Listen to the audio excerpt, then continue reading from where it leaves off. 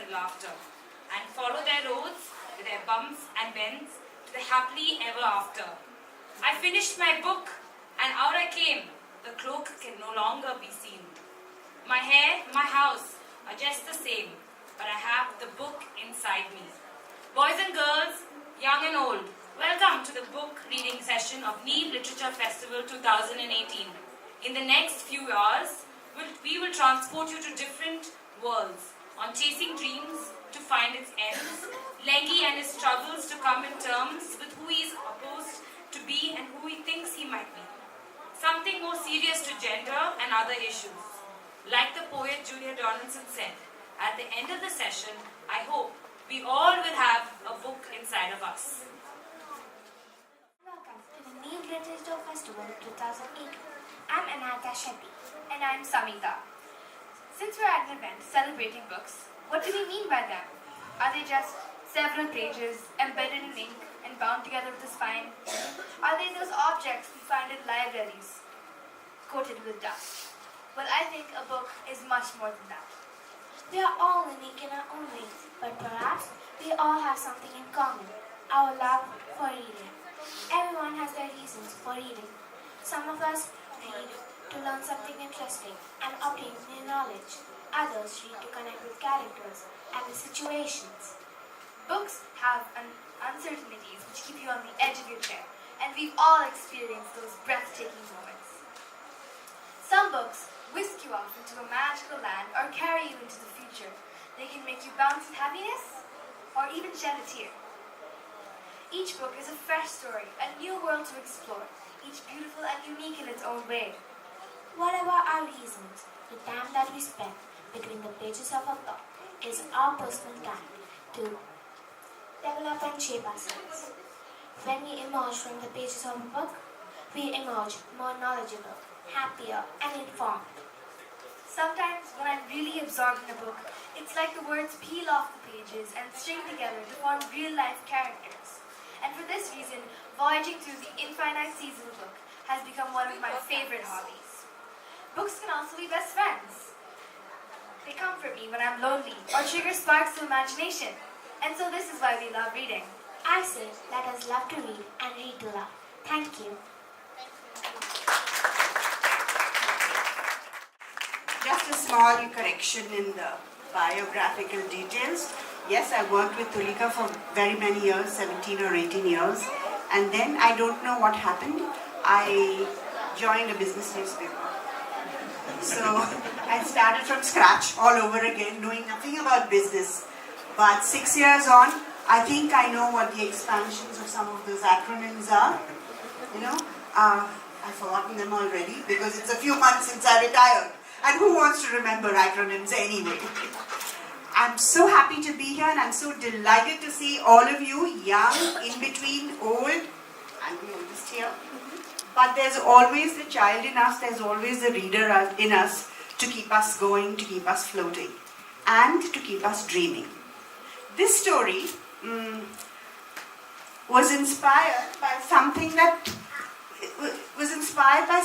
I've experienced practically every night, and I'm sure many of us share this. When I wake up in the morning, sometimes I wake up feeling very tired, and I feel I've kind of lived in another life while I was asleep. Either I've been running, chasing, having great adventures, being a big hero, or I've been chased by somebody, or I'm going to fall off the bed anytime and somebody comes and rescues me. Luckily, so far, I've got rescued at the right time. So far, no monsters have got me as yet. So this started me thinking, I'm sure there must be lots of people who have lots of dreams at night. How about you? How many of you dream a lot? I do. You do. And how many of you remember what you dream?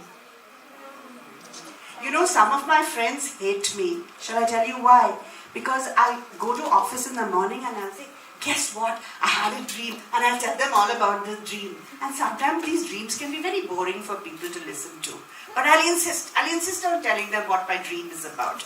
So one morning I woke up like this after a very busy night, I woke up in the morning and I said, okay, I won't bother my friends anymore. I'll just write a story about it. So that's what this story is. Dream Writer. Are you ready to listen? Yeah? Okay. The words gushed out of his mouth in a stream of sentences with no beginning or end and dragged him down, down, down to the bottom of the sea. As his feet touched the sandy floor,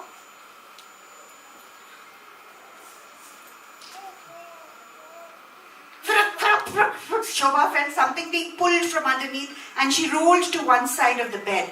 Up, up, time to school, her dad's watery voice gurgled. Shobha sat up and rubbed her eyes. I had a dream, she said. Yeah, her dad replied. Come on, up, no time to waste. A few nights ago, there were two furry cats playing on the lawn, swatting butterflies with their paws. Then there were two balls of wool, one black and one orange. And her mother was knitting a sweater with them. Clack, clack, click, clack, clack. Faster and faster went the needles. Clack, clack, clickety, clack, click, click, clack, clack, clickety, click. And the cats, these are the two cats.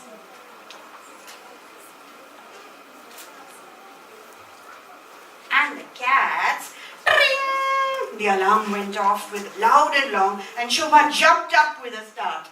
What happened to the cats? She looked around the room. She peeped out the window. Nothing.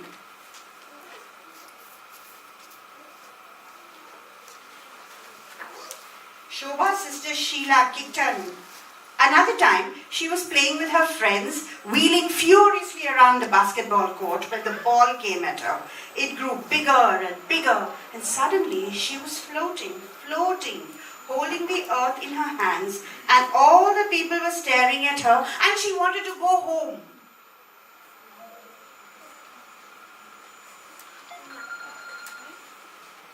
Shobha's sister Sheila kicked her nice and hard. What? Shobha rolled away and squashed into the snorting nose of her cousin Dillu, who had come to visit. Dillu screamed. Shobha screamed too.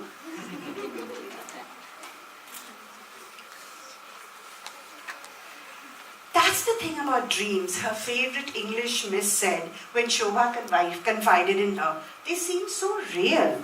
I dream every night, Miss, Shobha said. But I always wake up before the dream ends. I know, dreams are like that, Miss said. But I want to know how they end, Shobha said. I have so many dreams. I have to know. How will I know? Well, why don't you start writing them down? Maybe you will find out, Miss suggested. Why is she in a wheelchair? Anybody wants to tell me why she's on a wheelchair? Maybe she got hurt. Leg problem. Maybe she has a leg problem. Maybe she broke her leg. Maybe she broke her leg. Maybe she's handicapped. Maybe she's handicapped. For any reason. That's how Shobha started writing down her dreams. The more she wrote, the more she wrote. And the more she wrote. She wrote and wrote and wrote. It took a few days and lots of daydreaming. But now Shobha knows how all her dreams end because she's writing them all down herself. Well, almost all. Some dreams come back again and again, and some are so strange, it's hard to find the right ending. But yes, she knows what happened to the talkative boy at the bottom of the sea. He swam with the fishes and told them stories all day and all night. The fishes were so enchanted, they did not stray away from him and were never caught by fishermen, ever.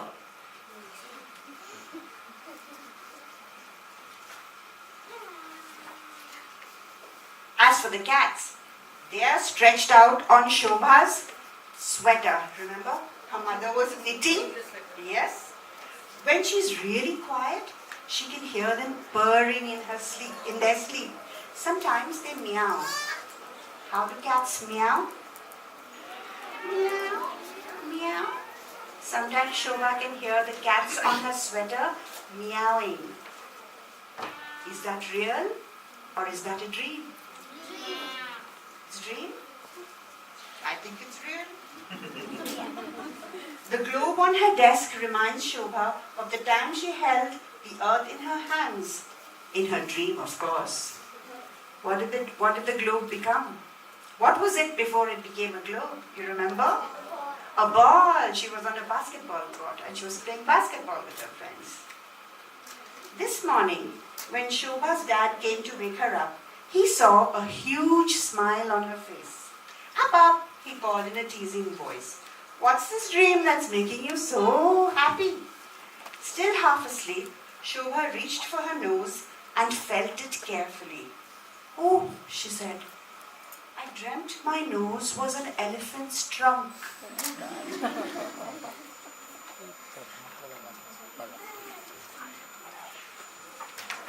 And Shobha's fan-like ears went flap, flap, flap, flapping a brilliant breeze that blew away all the coconuts, buzzing around like fat flies. Bzz, bzz, bzz. That's right. Shobha wrote this ending to her elephant dream. Shobha is a dream writer.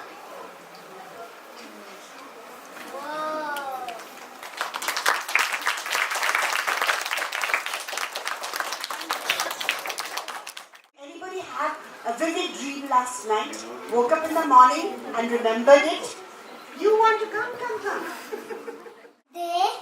I was sleeping, but one dream was something else. I don't know it. I'll write it in the paper.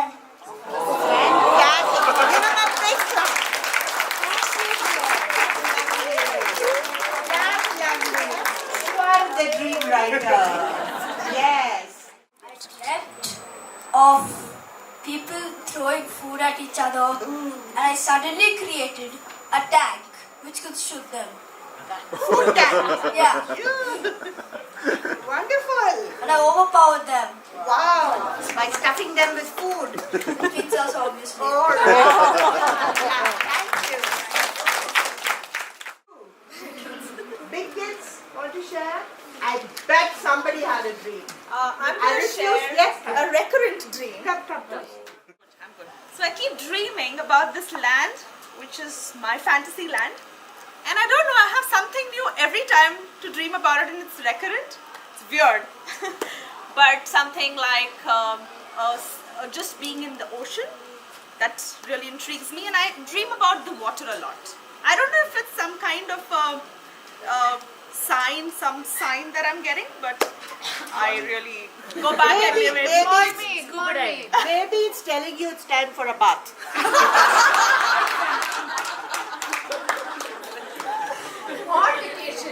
Or vacation. Why not? Exotic.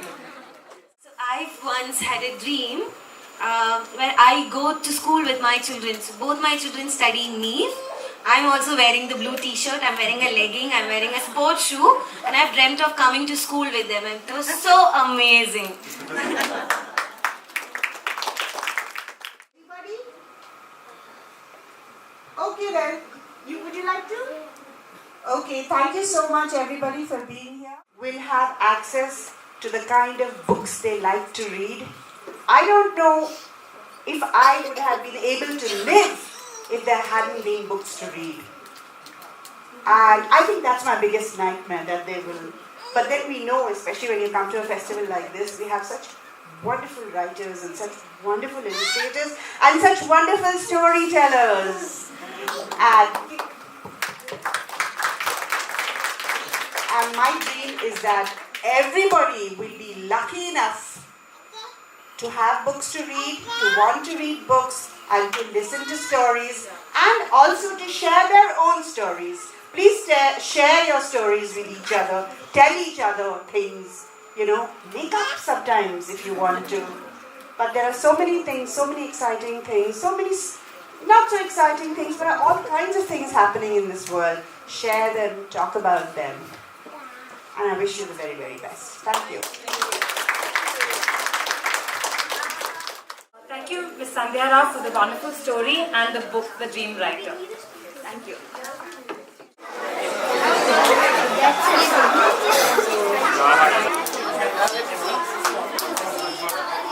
It was Oh yeah. So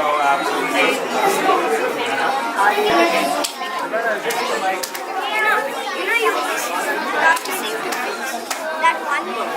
This you have. Okay, and then there's Thai. okay.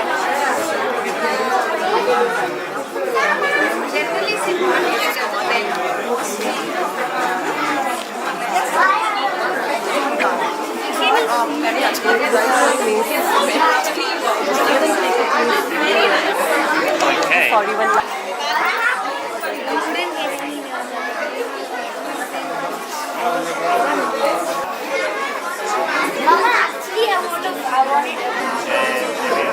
Just what? That's my brand new TV. Oh, yeah. I like your pen. Okay, there we go. Comes up with a horrible nickname for him and finds his family a little bit too embarrassing. Again, common. High school doesn't turn out to be as difficult as Lengi expected. His teachers quirky and fun. He makes a new friend, Rajiv, who thinks Lengi's family is great, and everyone seems to love Lengi's parents and their Thai restaurant. Everyone but Lengi, who wishes he could have had pizza and chips for dinner every night, and a surname that most people could pronounce. He struggles to come to terms with who he is as opposed to who he thinks people want him to be. And who better to help him learn that lesson, that there is nothing wrong with being the same as your family, than his best friend Rajiv and grandma, a person who is wiser than a whole box of fortune cookies. Oliver, as many burgers as you have had, your trip to India will definitely not be complete till you have tried our very own version of the vada pav. Oh, okay, yes. Thank you for that. It's lovely to be here.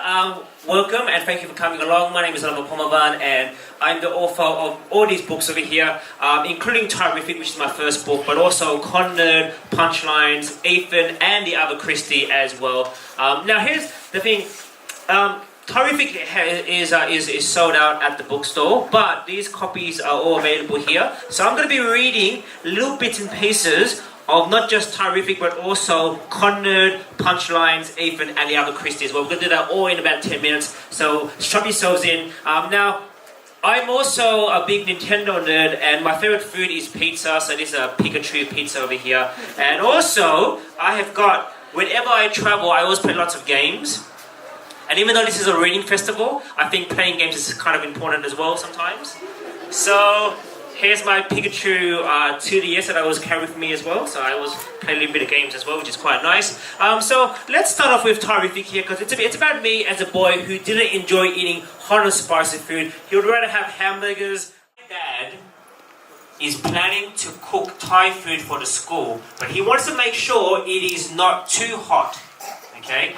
But Lengi has to pretend that it's not hot, because he wants to make his dad put chili in the food, so when the friends and teachers eat the food, their heads will explode. Okay? So, let's see what happens here. Fancy eel noodles. I'm rubbing my belly. It's alright, but it needs a bit more chili. Mom squints at me. Are you sure your teachers want mild food? Dad comes to my rescue. It's okay. A little chili won't hurt. He slaps me on the back. It will put hairs on your chest. The next night, it's Dad's turn to cook. He sprinkles a little more curry on the noodles. The spices hit the roof of my mouth. My eyes water, but I quickly push the food down my throat. It's not bad, but it's pretty plain. Dad swings his head back like I've just smacked a cricket ball into his cheek. Are you sure it's not that hot, Lengi? I put lots of chili in it. No, it's okay. Over the next few days, Mum and Dad add a little bit more spice and curry powder to their dishes. I try to stay cool even though I feel like I'm being good on the inside. When the teachers eat this food, they will never ask my parents for Thai food again. This is going to be great. So every half an hour before dinner, I make myself spice-proof. I chew on some strawberry bubblegum. I smack my lips with a lollipop. I hot little sherbet under my tongue. And then grandma comes along and she cooks a jungle red curry. It's a mean little red curry. If the curry came to life, you'd be like, oh no, I'm a jungle red curry. I'm ready back. Come on. And I'm a little bit scared, but it's okay. I have to pretend that it's mild. Okay, alright, so I pick up the spoon. I can see chunks of chili on my spoon. My stomach's bubbling up like a spa. I hold on to the edge of the table and I take a sip. The spoon melts on my tongue. Ah! It's so hot, the mug doesn't work anymore.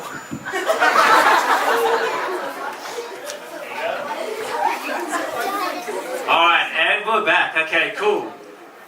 The sherbet evaporates. I can't taste the strawberry bubblegum anymore. I can't taste anything.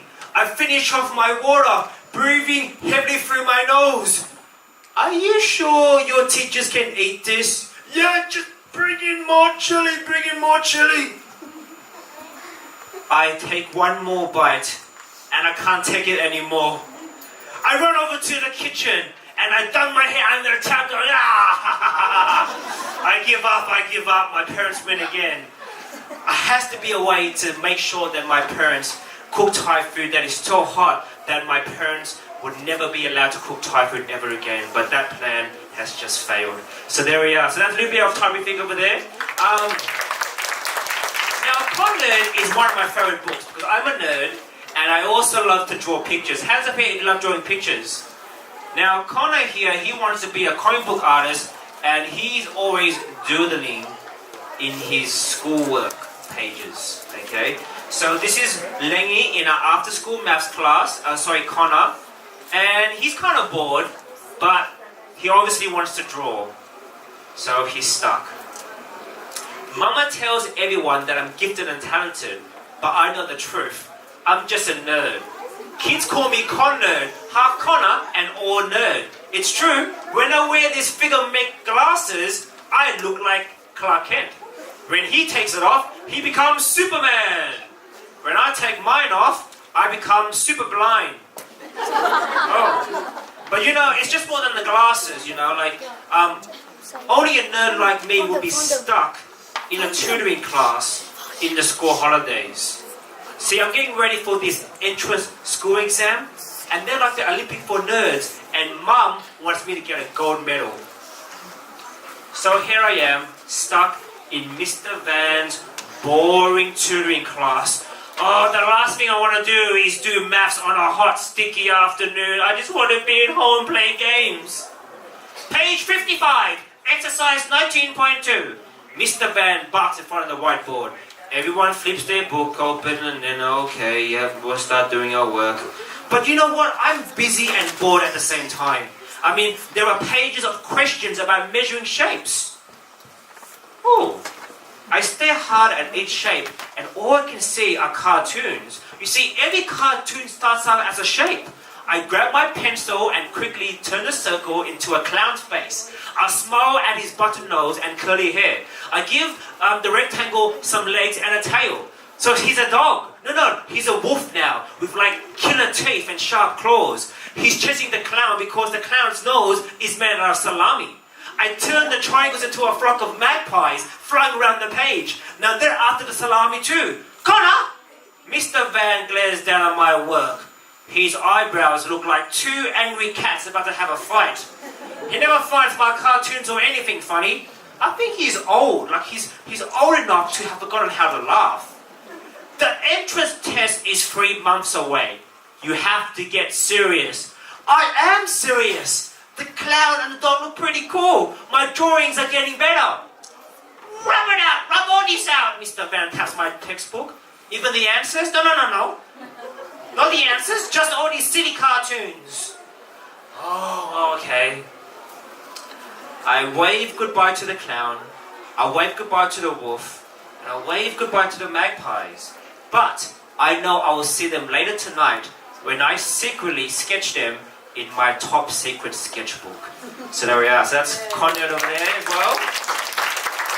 Okay, now Ethan here is about a boy who loves reading books. And he loves reading books so much, he can actually walk and read at the same time. Now who can do that? Who can walk and read at the same time? Very nice. 2 tips. Number 1, wear knee pads. Okay. Number 2, if you hear a car horn, look up. Okay. Because if you get hit by a bike, it's okay, but if you get hit by a truck, it's game over. Okay. So make sure you stay safe when you're reading. Now, Ethan here is a library monitor. That means he makes sure the library is nice and neat. Except in Ethan's library, it's a circus. Lunchtimes in the library are like being in a spaceship full of gruesome aliens, and my librarian friend is an alien zookeeper. That makes me her assistant. See, I spend most of my time chasing kids around the library, and you know, it's really annoying because librarian friend has a sign that says no food, no drink. So far, in the library, I've found half-eaten sandwiches, soggy biscuits, enough squashed apples, oranges and bananas to make a bruised fruit salad, and kernel yogurt that's gone off. All the levels of the rotten food pyramid. Nobody reads anything in the library, including books. Susie Ahmed, from grade 3, comes into the library with a book on one hand and a dough smeared with chocolate on the other. Hello, Ethan. She makes the dough and the book kiss, spreading the chocolate all over. Susie, I yell, do you want to be banned from borrowing books again? If books had a natural predator, it would be Susie. She knows a million ways to destroy them. She could write a book about that and then light that book on fire. I first met her back when she was kindergarten. I'll never forget her name because she used to write it in texter on every book she borrowed. And then she got told off for colouring the pictures with crayons. I'm still trying to forget the time that she would pretend to be a dog and used to bury her books. I just want to return this book. And then she goes over to the picture book section to get a fresh victim. I always shiver when she's around. That's why the picture book section is full on gross. There are snotty tissues stuffed with books on them. I even found a book with teeth marks on them. I know books are great, but they're not tasty. So there we are. So that's a little bit from Ethan over there. Now, the last book I'm going to read is The Abercrombie Christie, because we are running out of time. Now, this book is really great because it's about 2 girls in my class. I used to be a primary school teacher. 2 girls named Christy, and it was very hard to tell these girls apart. So like we tried Christy 1, Christy 2, that didn't work. We tried Christy B, Christy W, that didn't work. We tried the beautiful Christy, the ugly Christy. But eventually we had Christy and the other Christy because they were opposites. But Christy she loves to bake, and she loves baking cupcakes. And she wants to bake cupcakes muffins for her whole class. Except Christy Owens here, she doesn't want anything to do with Christy So here we are. I have 2 more muffins by the time I see Christy standing on the logs. She looks up at me. Oh, it's you. Come on, just have a muffin. No, I told you, go away. I don't want any piece of it. Oh, come on, just have one there. I baked them this morning with my auntie's help. Oh, okay. Christy Owens takes it and then she sniffs it. She goes, what's in it? It's a triple berry muffin. Well, what kind of berries are there? Well, just have a bite and find out. She nibbles on it like she's a tiny little mouse. She goes, I'm like, come on, just put it in there. You got a big mouth. She looks at me. You want this muffin in your face? Well, if you're going to throw it at my face, aim it in my mouth now. Just like this. Okay, fine. She breaks it in half and she chews on it carefully like she's a judge on MasterChef. She goes, blueberries. Yeah. What else? Raspberries? Yep. But you can't guess the last one. Is it blackberry? Nope. Is it purple berry? There's no such thing as purple berries. Oh, you know what I mean. Those dark purple berries. Oh, you mean like boysenberries. Boysenberries! Christy stands up and she spits it out. I knew you up to something, Christy. No. I said boysenberries. I finish up my muffins. See, I told you they're not poisonous. Then why can't I... Oh, Christy, are you okay? Are you alright? Are you, Oh no. Christy looks up at me and goes, I gotcha! And Christy is just laughing, giggling on the floor. You should have seen your face. And that's how they 2 become friends. So there we are. That's a bit up there. Our punchlines here quickly is about a boy who wants to be a stand-up comedian, loves doing comedy, and so he enters a high school competition to become Australia's funniest kid. So that's a little bit about this book over here. So I think, are we out of time now, or how many minutes have we got left? Before we go outside to do some book signing. Yes? What's your favorite book you've written? My favourite book that I've written is actually a tie between Riffic and Connor and Punchlines and Ethan and Ever Christie. So I love all my books. 20% each, actually. 20% each. Yes. What inspired you to write funnies? I think what inspired me to write books was the books I read, which is why I love this festival here, because my favourite author is Roald Dahl. And when I was a boy, I read Fantastic Mr. Fox, Charlie and the Chocolate Factory, and it made so many kids laugh, and I wanted to be just like him. So that's why I was inspired to write books. Yes? Why did you want to become a teacher and then an author?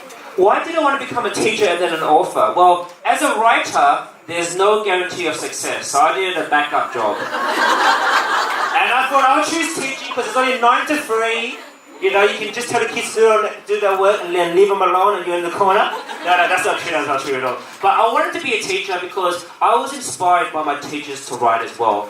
One of my favourite teachers was a high school English teacher, and she really did inspire me to become a writer. And if it wasn't for her, I wouldn't be here today. So I wanted to give back to the kids of the future. So I wanted to be a primary school teacher because I figured I would have much more fun being a primary school teacher. And plus the kids in high school would be so tall and they would probably want to bash me. So I would be protected being a primary school teacher. So that's what happened.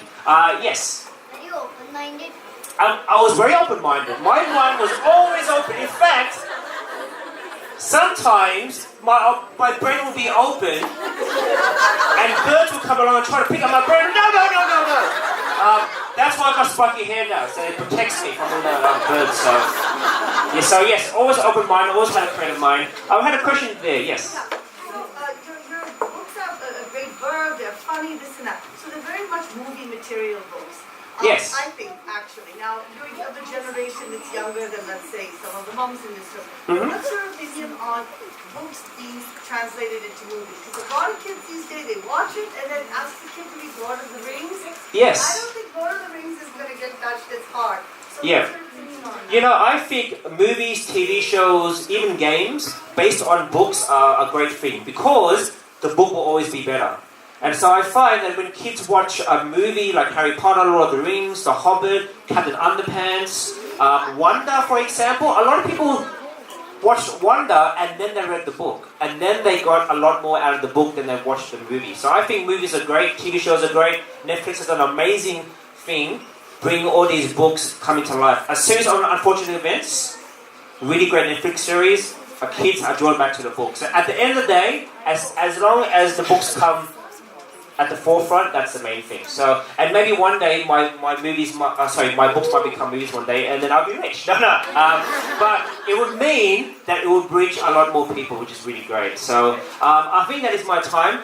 Thank you so much, everyone. I'll be outside signing books and bookmarks as well. So, thank you very much. Enjoy the rest of your day, and I will be around. Thank you. Thank you, Oliver, for sharing this. Thank you. So thank you for being here. We have actually worked on, this is a series we're doing together. So the first book is Mayil Will Not Be Quiet, and the second one in the series is Mostly Madly Mayil. And we've just finished working on the third book in the series, which will be published later this year. So Mayil Grows Up, this is a series where we start off with her at 12. So she's 12 years old. She lives with her appa, her amma, her tata, and her very annoying brother Tamare. His name is Tamare Kannan. And so that's Mayil's family. So we hope you will. We're just going to be reading from the first book actually. The second book is out of stock at the moment, but it will soon be reprinted. But the first one is available at the exhibition, so you can go take a look after the session. Thank you.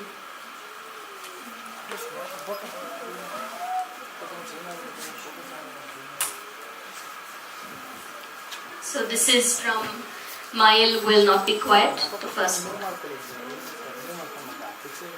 So Mayil has this, whenever she writes in her diary, she has this habit of having titles for each of her diary entries. So as we read the entries, you'll see. So this one's called Newborn Baby. Today, I saw a newborn, Zainab auntie's sister's baby. It was huge and pink. Amma said it weighed about 5 kgs. Everyone was fussing over it and saying, "Uchi kuchi," and "Oh, so cute." But I didn't think so. It was okay. Appa said all babies are cute, but I don't agree. I asked Amma what I was like as a baby. Was I ugly or cute? She laughed and said, "Of course you weren't ugly, peacock head." Was I cute? I asked again, in a grumpy kind of way. As soon as you opened your eyes, you had this way of staring at people like you could understand their conversations. Tamarai, it seems, was peaceful and beautiful, like a little Buddha, Amma says. It seems I didn't really like him much at first. I didn't want to see him much or touch him. Amma, do you want to carry him? Me, no, never forever. Amma, can you pick up Tamarai's rattle? Me, what will you give me if I do? But it seems Tamarai loved me from the start.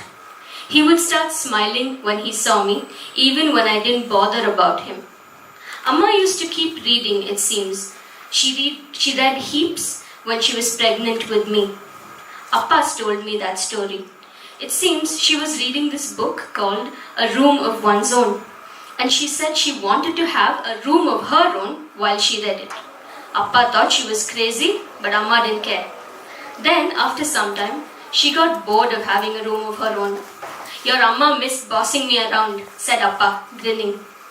Amma says, when I'm a bit older, I must read it. She said it was about the many women who would have been poets and artists and writers and scientists if they hadn't been busy doing ordinary things that had to be done because someone had to do them, like someone making Vendaka Sambar for Dashratha so he could rule for 60,000 years. It was written more than 70 years ago, and lots of things have changed, but quite a bit of it still makes sense. Her eyes were shining when she spoke, and she said, if I wanted to become a writer, I should definitely read it. I found her old copy in our bookshelf, A Room of One's Own by Virginia Woolf. Inside, she signed it, Mayag. I asked her what Mayag was, and she said it was Maya G. Silly, and laughed. I called her Mayag the whole day.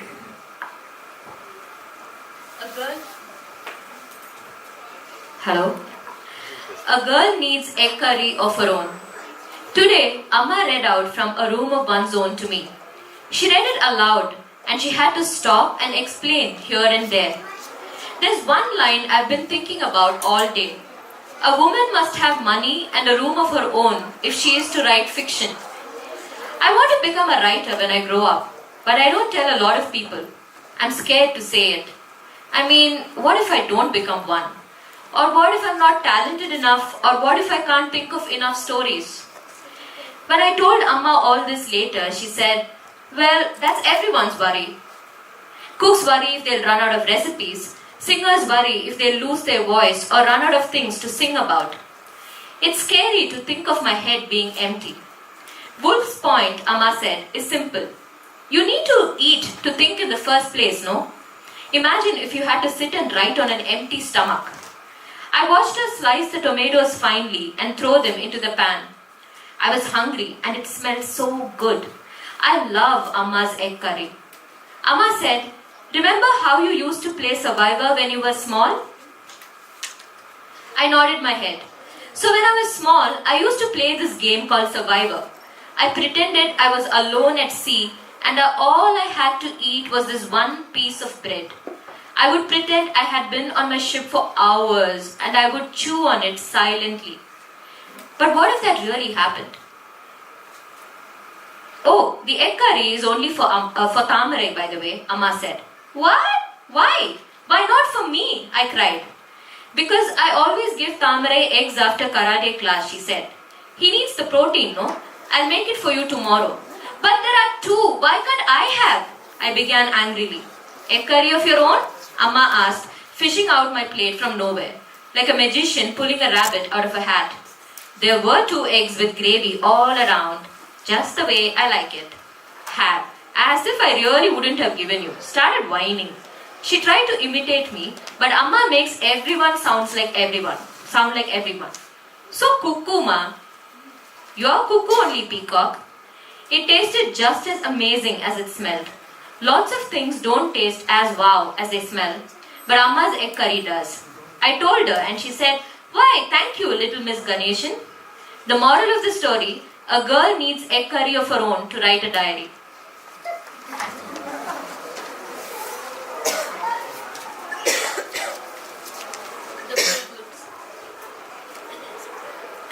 The Bulbuls. It seems Amma and Tamarai bumped into John Uncle in Alpha Mall today. Before we moved to this apartment, we lived in this place called Primrose Garden Colony. There were tons of other kids there, and I remember almost all of their names, but none of their faces. I remember the Bulbuls properly though. Sushma, Nisha, and Zefka and Zoe, the twins. They were older to me by 3 years. I don't know why they called themselves the Bulbuls, but I thought they were really cool. I wanted to be a part of them. When I think about it now, they didn't really do anything so special. Though they were the first to have geared cycles and amazing midnight feasts, and they climbed trees and sat there swinging their legs like anything. Amma didn't like them. She said they acted way too grown up and were so affected. So how did I like them? I liked the way they looked, especially Zefka and Zoe. They were half American. John Uncle is their father. Once, they called all the colony kids to their house for their birthday party, and I remember how different their whole house smelled. Foreign. Everything. I kept the return gift bag they gave us, which was filled with M&Ms forever. Their skin smell was different. Tamarai said that out loud, and I was so embarrassed, though I thought it inside my head too. Even their bathroom was like a palace. I opened all the shampoo bottles, and then because my hand was wet, I wiped the lids dry on my skirt so Zefka and Zoe wouldn't know I'd opened them. Though none of the Bulbuls were ever mean or snobby to your face, they looked at every other kid in Primrose Colony like they were babies. I didn't want to belong to that set. Sushma and Nisha had lived in Primrose since they were babies, but the twins had moved in when they were about 4 or 5. I don't know how or when they became the Bulbuls, but I remember the tryouts for the Bulbul play like it happened yesterday. Going to watch Inuyasha now. I've already missed 3 episodes.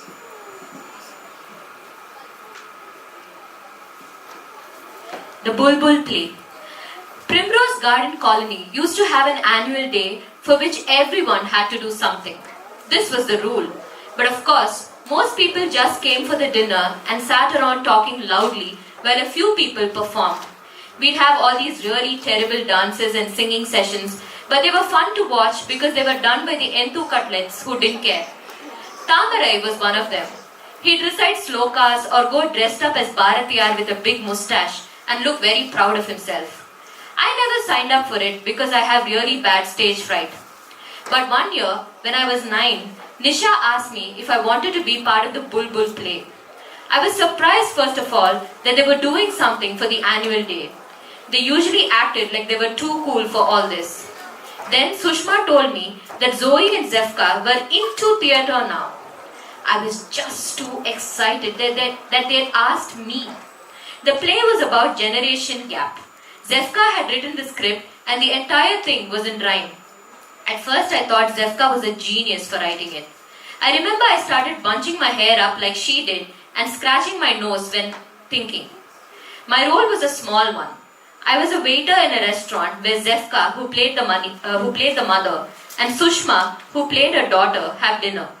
Sushma throws a tantrum and smashes a plate on my head, and I advise her on how important it is to listen to her mother. Zefka gave us all printouts of the script before we began practice. I was really nervous, and I practiced my lines holding a plate 1,000,000 times before the mirror. Tamarai thought it was hilarious. I didn't tell Amma, Not purposely actually, but I'm sure if she had known, she wouldn't have liked it. Ooh, the makeup rehearsal. I haven't written about it. But it's time for dinner and Amma is calling me. More tomorrow. The makeup rehearsal. I should have known that Tamarai had signed up to do something that very year. Tamarai was not very shy when he was smaller, and if he wanted to do something, he wouldn't care what anybody else thought. But I'd never seen him practicing at all, so I didn't know. Anyway, I went to Zefka's house because they wanted to have a makeup rehearsal. I thought this was pretty unnecessary, but I was excited. I liked the smell of lipstick and rouge. Nisha was painting Sushma's nails and Zoe was tying Zefka's hair into tiny braids. I kept saying my dialogue in my head and walking up and down because I felt left out. Then Zefka flashed me one bright smile and asked me to say my lines. I didn't know why I had to do it alone, but I did it. Perfect, she said, clapping her hands. Now Nish will do your makeup. I had short hair then. They oiled it and combed it back neatly. Then Nisha said that they should make my face black and Zoe drew a pencil-thin moustache. It looked super funny and we all started laughing. If I knew Zefka and Zoe now, I wonder if I would like them as much as I liked them back then. I don't think so. But I really thought they were awesome then, and I was happy to be their waiter in the play. I feel dumb now. The day of the play. The day of the play came and I told Appa, Amma and Tata to come early and not miss even one scene. I didn't know how many scenes there were though. I'd practiced only the one scene I was in and they never called me for the other rehearsals. Tamarai wasn't around because he had gone off to prepare already for whatever it was that he was doing. The play began and I was quite excited. But then I quickly got bored because it seemed to take forever. Also, my face was starting to itch. And then I forgot to go on stage because I was so busy scratching my face. The bulbuls were so wild, I remember. Zefka called me Spaz in front of everyone. But instead of getting angry, I started giggling. Tata was laughing his butt off, watching me, though Amma and Appa looked like they didn't know what to do. But Tamarai, he was really tiny then. He suddenly ran on stage in a Gagra choli. Yeah, that was his big surprise. He was doing a folk dance. The older boys wanted girls in their dance, but they didn't want to practice with real girls. So they just made the small boys in the colony dress up as girls. Anyway, Tamarai ran on stage and punched Zefka. Then everything went crazy and people started yelling and arguing. I remember Tamarai and I got dragged back home. Tamarai fell twice on the way on his dupatta. And Amma was so angry. Appa was more furious about Tamarai's stupid skirt. Tata said, "What a show," and went to sleep. We moved house 2 months later. I never said bye to any of those girls. I wonder what they're doing now. I wonder what they look like. Sometimes I hate Tamarai. Sometimes I love him. Thank you. From your book. They will be available outside for a book signing session. Thank you. 12:30 and 12:45. Thank you.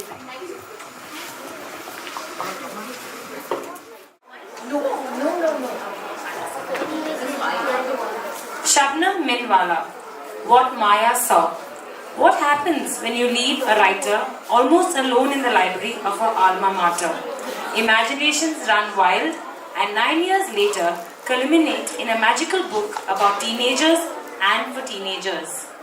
In What Maya Saw, a tale of shadows, secrets and clues, Shabnam uses her experience as a journalist with the Times of India and an intimate knowledge of Mumbai city to create a magical and fantasy world for the kick-ass teenager Maya and her nerdy friend Veda, where they are forced to confront their fears, use their intelligence and work to solve series of puzzles in order to overcome their enemies.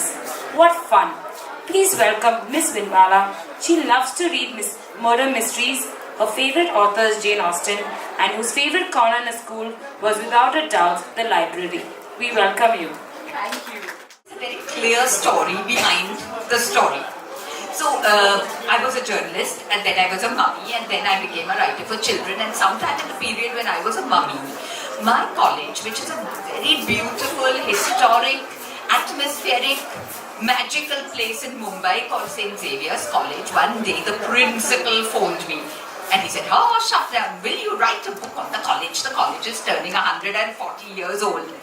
I was so honored because in 140 years the college had turned out so many writers that I had been handpicked. Also because I didn't want any money, but that's another story. Anyway, so I started writing about Xavier's. Now, when you have 140 years of history, where do you sit all your time to do your research? Where do you think? In the library. Now, St. Xavier's College has this magnificent library with high ceilings and books that nobody has touched in the last 80 years. You take out one and you're guaranteed an attack of asthma for the next 2 weeks because insects, dust, everything comes flooding at you. But it's beautiful because there's this particular kind of glass on the windows and the entire place is filled with a golden light, and it is truly a beautiful place. Having said that, most students don't want to be in the library, magical or not. They all want to be in the, where do you think? Canteen. Yeah. Now, here I was writing about the college. So one afternoon I went to the college and went to the library, and all sensible people. It was a really hot day. So everyone was drinking nimbu pani and orange juice and Ganga Jamna and Musambi juice in the canteen. And I was swatting away and slaving away in the library, which was fun.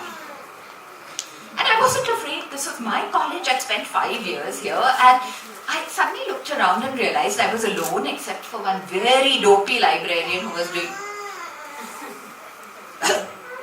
And so I thought, oh, Dominic is sleepy, and I carried on doing my work.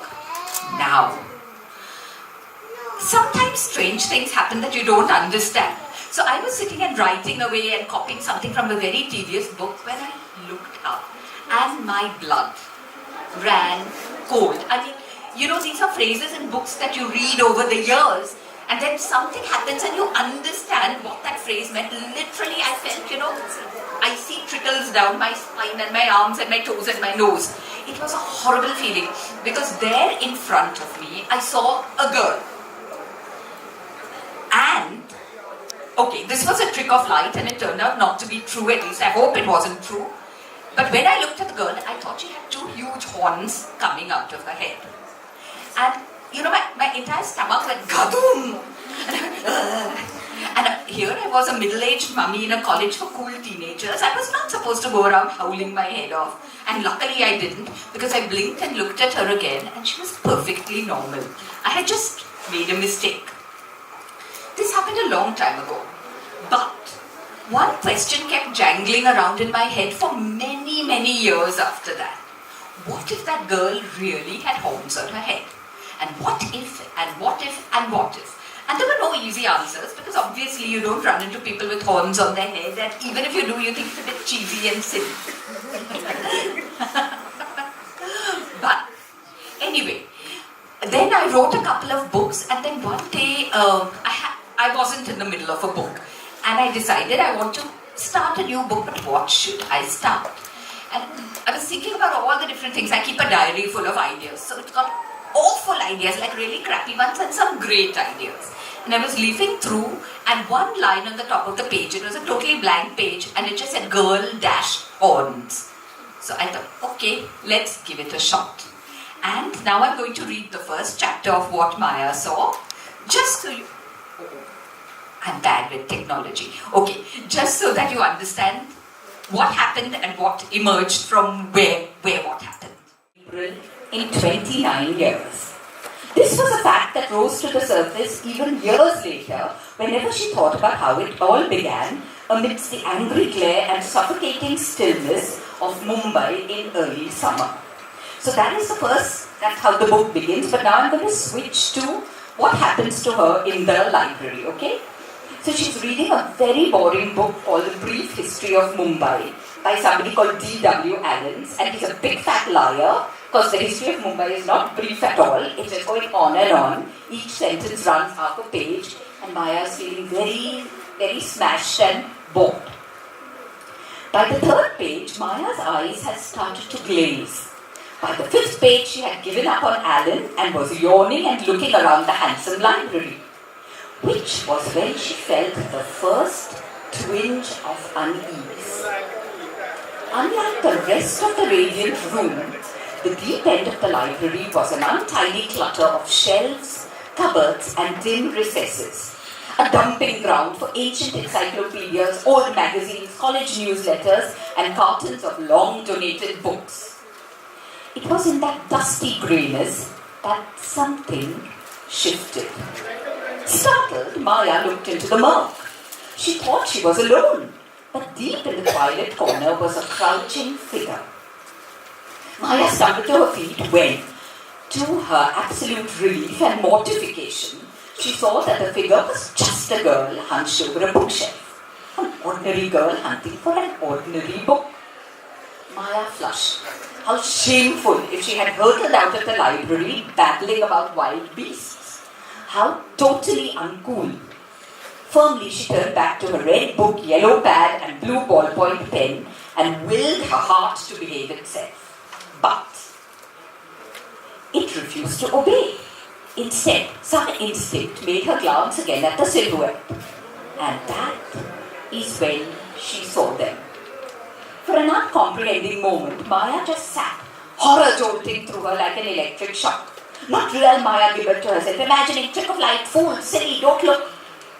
In that confused moment, the girl stood up and stepped into the light. And Maya gagged. The girl had horns on her head. Twisted grey things that thrust out of purplish bumps on her forehead. Bony, hideous, and real. Maya's stomach lurched. She wanted to run, but was incapable of movement. She wanted to scream, but could barely whimper. So she remained marooned in the middle of that large room, pen poised over pad and heart banging furiously. The creature with the horns strode through the library. She didn't pay Maya any attention, but as she hurried past with long, graceful steps, Maya's pen slipped from numb fingers and clattered onto the floor. The girl glanced over her shoulder. For an endless moment she stared at Maya with cold and empty eyes. Maya flinched. Then the girl raised her hand and rubbed her forehead. Slowly, very slowly, the horns blurred at the edges and melted into nothingness. Now, I think some of you have read the book. But anyway, I'm going to ask you, if something like this happened to you, how would you react? How would you react? What do you think you would do? Hide under the table if there is any. I think I agree with you. I would not take what I saw. And You would not believe your eyes. Yeah. You would think something fishy. I put it on the newspaper. You put it in the well. I'd go find out what it is. You'd go find out. I'd go try talking to her. Wow, so you, all of you are much braver than Maya. So I am now going to introduce you to Maya. Is Maya like one tough, adventurous character? Is she afraid of the dark? Is she afraid of rats? Is she afraid of heights?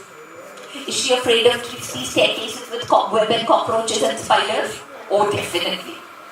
And she is certainly afraid of girls with horns. So Maya's first reaction, I am going to run away. I don't want to be here anyway. Why am I here? My mummy is very bossy. My mummy is a bully. I want to go home. But when Maya goes back to the classroom and she calms down a little, just a little, and she decides, okay, I can manage. Let me just sit here calmly. Even if there are monsters in this college, what does it have to do with me? Let that be. I'll attend the summer school and I will just survive. But do things work out like that? So Maya, for those of you who've read the book, Maya is a schoolgirl who doesn't belong to St. Paul's College. She had planned to have a super chilled summer holiday, trying on shades of nail polish, watching Netflix and trying to make marshmallow cookies.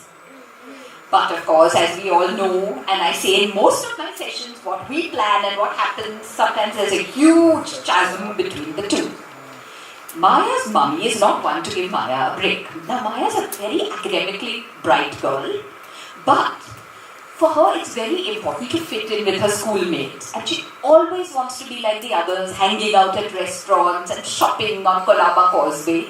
And so the plan for this holiday was to become more like her classmates. And even when her mom said attend the writing workshop, she said no. Attend some seminar, she said no. I'm not doing Olympiads, I'm not doing anything this holiday. And then a letter arrives from St. Paul's College and says, do attend our special seminar on local history of Mumbai. And Maya's immediate reaction is, I don't want to go. Why should I go? And the mummy's immediate reaction is, you have to go. It will make Veena more pariah, so jealous her son got rejected last year. It will make all the neighbors so envious that anyway they're jealous of my Maya, they'll get even jealouser. Maybe she'll go to Harvard. That's how mummies think, sadly. So, poor Maya, though she says no, does she get a chance to have a relaxed holiday? A few days later, Maya, her bag, her buttery chicken sandwiches and her fear are deposited at St. Paul's College, right? And then poor Maya walks through this college. It's 140 years old. It's very beautiful. It's got gargoyles and rose windows and dark staircases and secret Godrej cupboards. And if you open those Godrej cupboards, and this is true, this is really true of my college, bones, big plastic bags full of bones fall out. It's true. Somebody collected these bones, nobody knew what to do with them, they shoved them in a cupboard and nobody knows even what kind of animal these bones belong to. Those are the big projects of the biology and zoology department now. So anyway, so Maya walks into this college, and as I told you, Maya is a big fat darpok. And she is afraid of many things, but what she is most afraid of is stepping into a room full of strangers and having to talk to them. So with a banging heart, she goes to room 113, and with a shaking hand, she pushes open the door. And she is deeply grateful because nobody looks at her. And she skulks off to a corner seat and sits. And the lecturers come and she takes notes and she thinks, this part I can manage. But the bell rings and it is lunchtime. And then she can't keep sitting in the classroom. She has to go and eat her lunch. So, feeling quite out of it all, she goes to the quadrangle of the college, stares at the gargoyles, eats her chicken sandwiches, feels a little sick because there's too much butter, and then she doesn't know where to go. And so, for her, fortunately or unfortunately, her footsteps take her down the corridor towards a huge golden room, which is the college library. And that is the moment and decision that changes her life forever. Agreed? Those who've read the book? And those who've not read the book, are you going to find out what happens? Okay, so very briefly I'm going to tell you, so Maya's plan initially is never to go back to the college.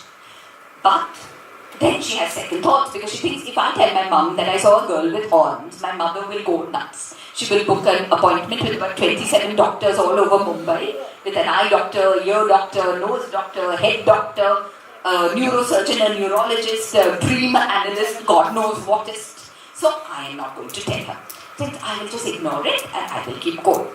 And so for the next few days she goes, partly because her mom is so bossy and has boasted to the whole world, and also because she starts making friends with people. She starts getting to know a girl named Lola, who's a lot of fun, who's a little ditzy and mad and wears very high-heel shoes and permanently requires band-aids all over her feet. And she also gets to know a girl named Veda. And initially, she doesn't love Veda, but things will change. And anyway, so but more importantly, there is a boy who's come from Sri Lanka, and his name is Sanat. And every time Maya looks at him, something odd happens in her tummy. It just goes flutter, flutter, flop. And that's perhaps one of the reasons why she continues going. Now one day she's in the classroom sitting with Lola, and there is a boy in the class called Oves who is like, everybody's heartthrob. He looks like a film star. He behaves even worse than a film star. He thinks eyes are cool, and everybody seems to agree. Now Maya and Lola are very carefully paying attention, and Professor Kekobar, the professor there, is showing them slides about Mumbai in the old days and trying to make them see connections between old Mumbai and new Mumbai. And they're all looking very intently when the door opens. And Professor Kekobar is a crusty man who does not believes that he has to deal with disobedient students. So when the person walks in, Professor Kekobat looks very sarcastically and says, "How kind of you to come in to grace us with your presence," or some sarcastic remark. The class turns and looks at Owace and turns back to their work. But does Maya turn back to her work so casually? Maya goes,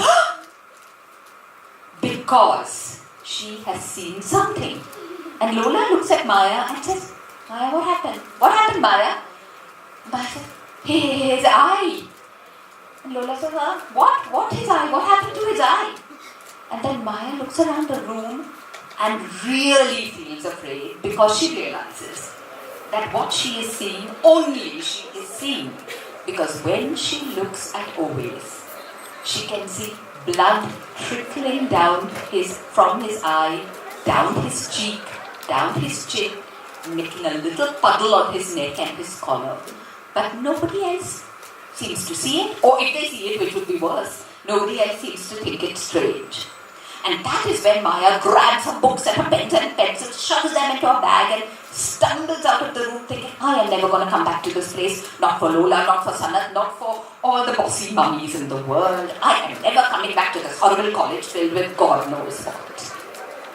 And she goes home and she cries and cries, and her mummy calls Dr. Paresh Desai and says, "I think Maya has a sunstroke." And then she's supposed to go and visit Dr. Paresh Desai that evening, but of course, at 4:15, I think, the doorbell rings and Maya has a visitor. And do you know who has come to visit Maya? Not Lola. Professor Kekobat has come. And he asks Maya, "Maya, what did you see?" And she said, "No, nothing." She's afraid everybody will think she's a complete loony. Nothing. I saw nothing at all. Nothing. But Maya's mother, as usual, is behaving harassing. She's serving chicken patties and chai and cheese biscuits from Paris Bakery and generally prolonging the interaction. And finally, Maya succumbs and she tells Professor Kekobat what she saw. And do you know what? Is Professor Kekobat, does he think Maya is a lunatic? Is he surprised? In fact, he looks quite relieved and happy because this fits in with what he believes should happen and is going to happen. So he calls Maya the next morning to college and he tells her about the secret hidden in the college and the fact that a whole lot of characters or people or creatures or people who are, I don't know, somewhere lurking in the world between the living and the dead, and I call them the shadows, because they are not real but they're not unreal, they're there in a sort of a dark and hazy way, are gathering in the college to grab hold of this secret. And there are people who are completely, they did not start out evil perhaps, but over the years they are so determined to get what they want that they have turned completely amoral and they will do whatever they want. They will kill, they will hurt, they will lie, they will twist, and they will do what they want. And Professor Kekobat seems to expect Maya to tackle these people along with a little help from a girl with knowledge and somebody with vitality whom they think is Adil, till Adil turns out a bit fusky, right? So maybe Lola steps in, we shall see. But that is how it all comes together at the end. And essentially what happens is that the girls and the boys who have to crack the mystery go on this huge treasure hunt across Mumbai.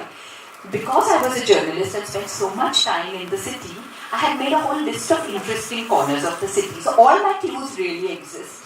And in fact, I know a couple of people who actually harassed their mums and dads enough to do like a Sunday afternoon drive and actually see the clues and were very thrilled by it. And I was really thrilled because part of the reason for my book is that I really want all of you not only to go to Barcelona and say, "Oh, how pretty," and not only to go to Vancouver and say, "Oh, how lovely," or not only to go to Tokyo and say, "How charming." I want you to look at your cities and see the beauty hidden there. Please do that, okay? Mumbai, Bangalore, wherever, okay? That a promise? Yes.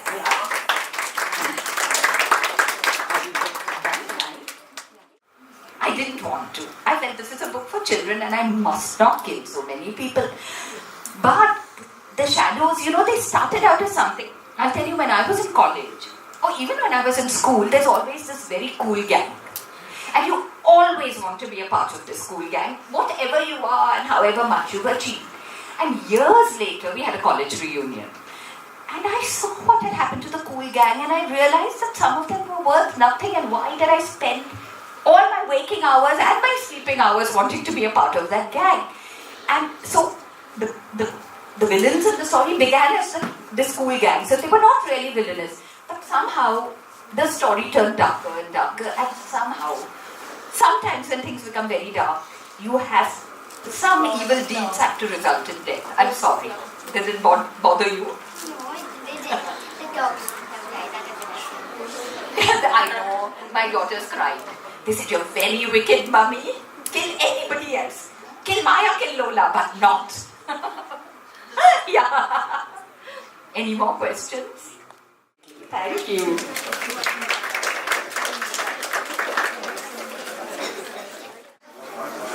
Good afternoon, everyone. Can we have all the students come forward? Closer to the author. How do you think the day is going today? Well, I think the day has been fabulous so far. What do you all think, students? Does anybody want to share anything or share a thought or some experience that they've had today? No. No? Shall we all get on to the reading then? Yes. All right. All right. I'll just do an introduction of you. We have with us Mayil Sengupta. She has written several books for children like Inga, Vikram and Betal, Vikramaditya's Throne, Favorite Stories for Girls, etc. The Lights Changed is a delectable offering of the best stories written by the master storytellers like Ruskin Bond, Anita Desai, Satyajit Ray, R.K. Narayan, and so on.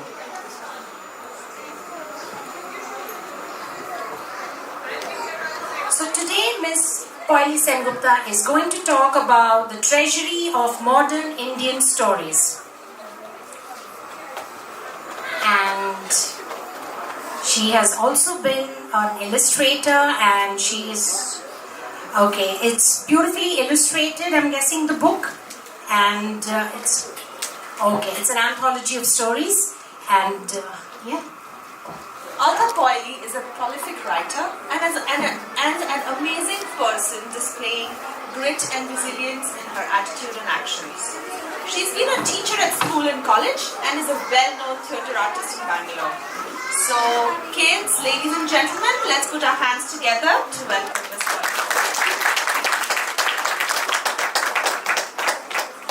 Now, can you hear me at the back? Do I need a mic? Would you like me to use a mic? Louder volume. Yes. Yeah, I can if the door is closed. Can you hear me now? Yeah. Yeah, so I don't need a mic? You're good. Okay, I have a secret between everyone here, and those of you there don't know us. But I will hold the mic. There's a collar mic. No, you'll find it. Hello, can you hear me? Yeah? Can you hear me? Yeah? You still have a secret? Okay, this story is called The Lights Changed. Okay. Do you want me to stand up or sit? Sit? I'm sitting on the instructions of my friends here. The Lights Changed is a very short story, so I hope you would. I don't think you'll feel bored. I wrote it a long time ago, and it is with the speaker is a schoolboy. It's not me. I only wrote the story. The speaker is a schoolboy cycling to school, and so the I is not me, Mayil Sengupta, but someone else. It's set in Delhi, And I don't know if any of you have been to Delhi. Do you know Delhi? Oh, good. So you know about Janpat, very busy road. It's about that road in Janpat, which is like, like the roads around Russell Market in Bangalore. Have you been to Russell Market? Yeah? Well, a very busy road. Sarjapur road, if you like. Okay. So now what I want you to do is to listen to the story, and it's a bit serious. And after that, if you want to ask questions, please do. Ask me any question you want to. Okay? My name is Poile. It's spelled P-O-I-L-E, but it is pronounced like you would say oily, boily, toily. Okay? So you can call me Poile, I don't mind. But if you feel shy, you can say Mrs. Sengupta, or you can say Miss. Or you can say Mr. also. Not a problem. Okay. The lights changed. I had meant it as a joke. A joke made up for a small boy who sold newspapers at the Janpat crossing in Delhi. Every time I cycled past, he would hold out the English newspaper, screaming out its headlines in a mixture of Hindi and English. This time, I stopped by the pavement and asked for the Hindi newspaper. His mouth fell open. You mean, you know Hindi? He asked. Of course I do, I said. Why? What do you think? He paused. But you look so Angrez. You mean you can read Hindi? Of course I can, I said. I can speak and read and write Hindi. Hindi is one of the subjects in school. Subject? He asked. How could I explain the word subject to somebody who obviously had never been to school? Oh, these papers are monstrous. Sorry about that. Yes, subject, he asked. How could I explain what a subject was to somebody who had perhaps never been to school? I began to, but then the lights changed and I had to be off. I was pushed by the honking of 100 traffic vehicles behind me and I was off. I couldn't answer his question. The next day, he was there, smiling at me and holding out the Hindi newspaper. ये लीजिए भैया, he said, आपका अखबार. अब बताइए, ये subject क्या चीज है? The English word sounded strange on his tongue. It sounded like its other meaning in English. Do you know the other meaning? We'll discuss that. Well, it's something to study, I said. And then, because the red light had just come on, I asked him, have you ever been to school? Never, he answered. I started working when I was this high. He measured himself against my cycle seat. First, my mother used to come with me, but now I can do it all alone. Where is your mother now? I asked. He was about to answer when the lights changed and I was off. I heard him somewhere from behind me saying, she is in Meerut with... The rest of it was drowned out. My name is Sameer, he said the next day. And very shyly, he asked me, what's yours?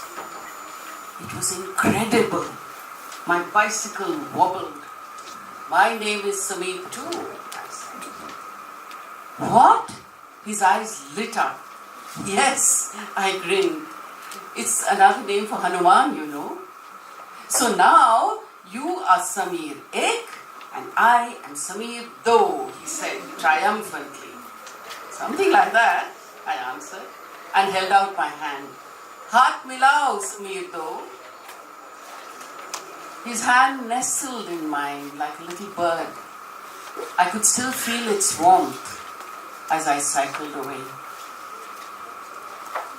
The next day, he did not have his usual smile for me. there is trouble in Meerut, he said. Many Muslims are being killed in the riots. I looked at the headlines. Communal riots, it blazed. But Sameer, I am a Muslim, Sameer, he said, and all my people are in Meerut. His eyes filled with tears, and when I touched his shoulder, he would not look up. He was not at the crossing the following day, nor the day after, nor ever again. And no newspaper in Hindi or English could tell me where my Sameer Do has gone.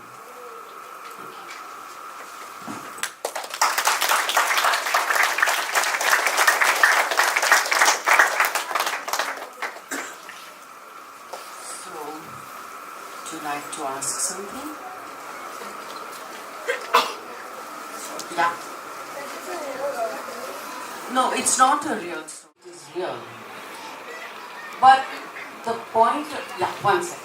But the thing is that even if this particular thing didn't happen, the riots in Meerut did happen. They did happen. And a lot of people got killed. And it started off in a very silly way. You know, fights start over very silly things. Have you noticed that? Over very silly things.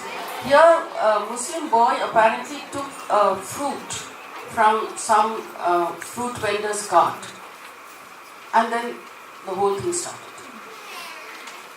Yeah, you have a question. Yeah, you. My friend, yeah. Yeah. What's your question? You. Yeah. You raise your hand.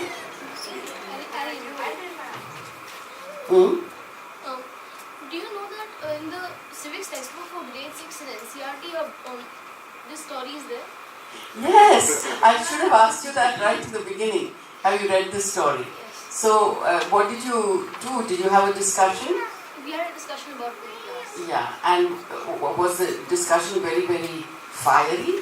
Was it? Not fiery. Actually, our teacher just explained it, and then some people asked questions about the communal riots and why they happen. That's a very good question.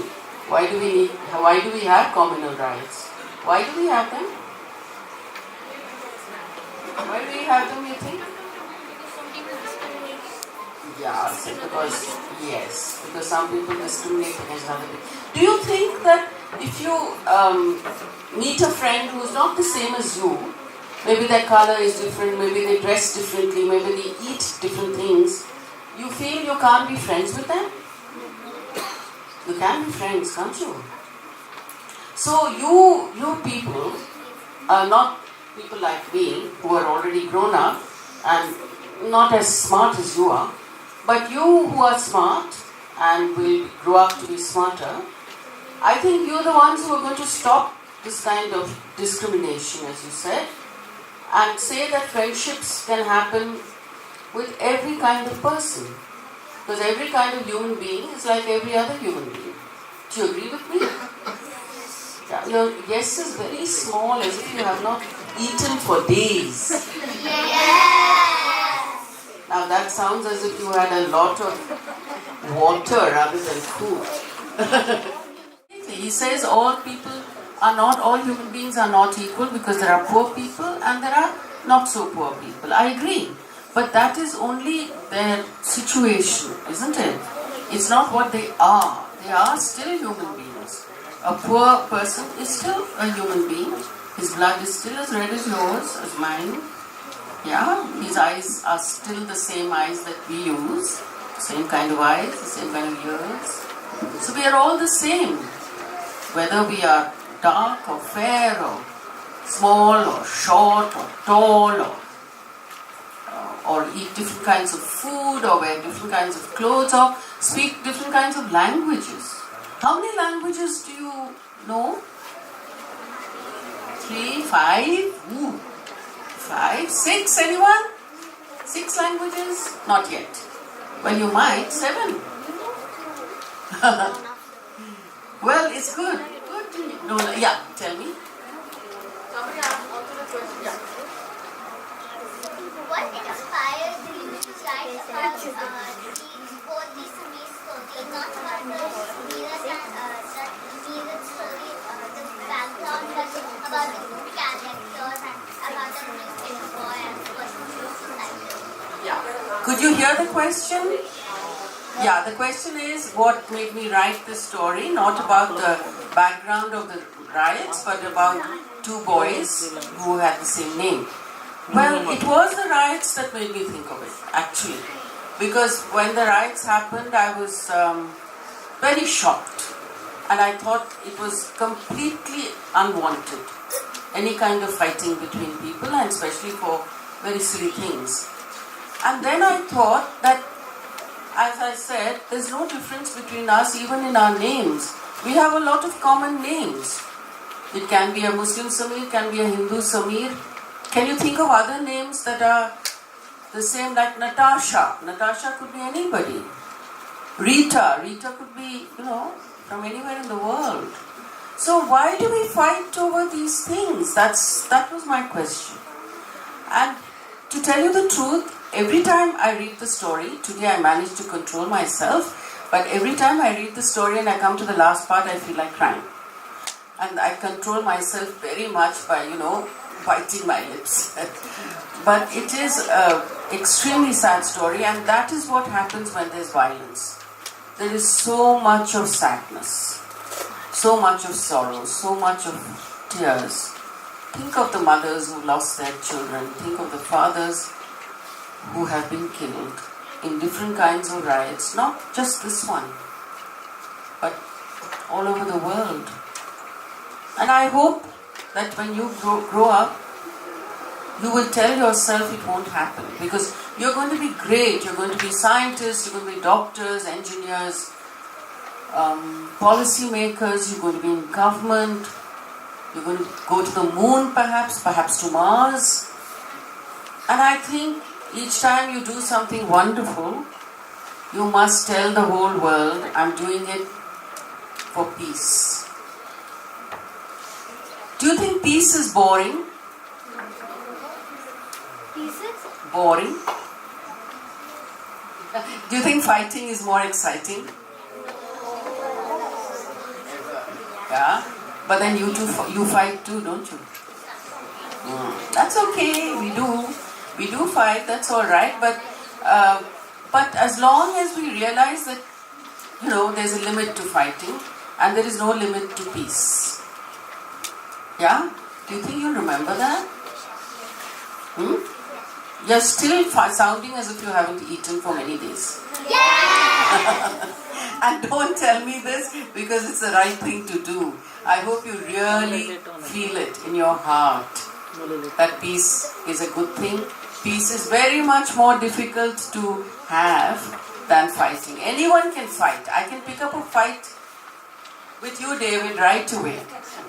I can say, I don't like your shirt. And we can have a fight. And he can say, why? What do you mean? You don't like my shirt. I don't like what you're wearing. Bus. Start fighting. But it's much more difficult to be at peace and to have everyone happy.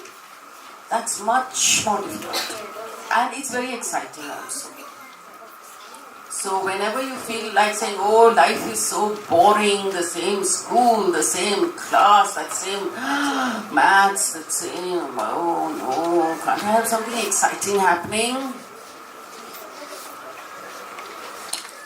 Remember that it's good. There are many, many children who are not able to go to school, especially the little girls who are stopped from going to school. Remember, you're lucky. You come to school, a lovely school like this, and read so many, many books, talk to so many people, learn so much. You're very lucky.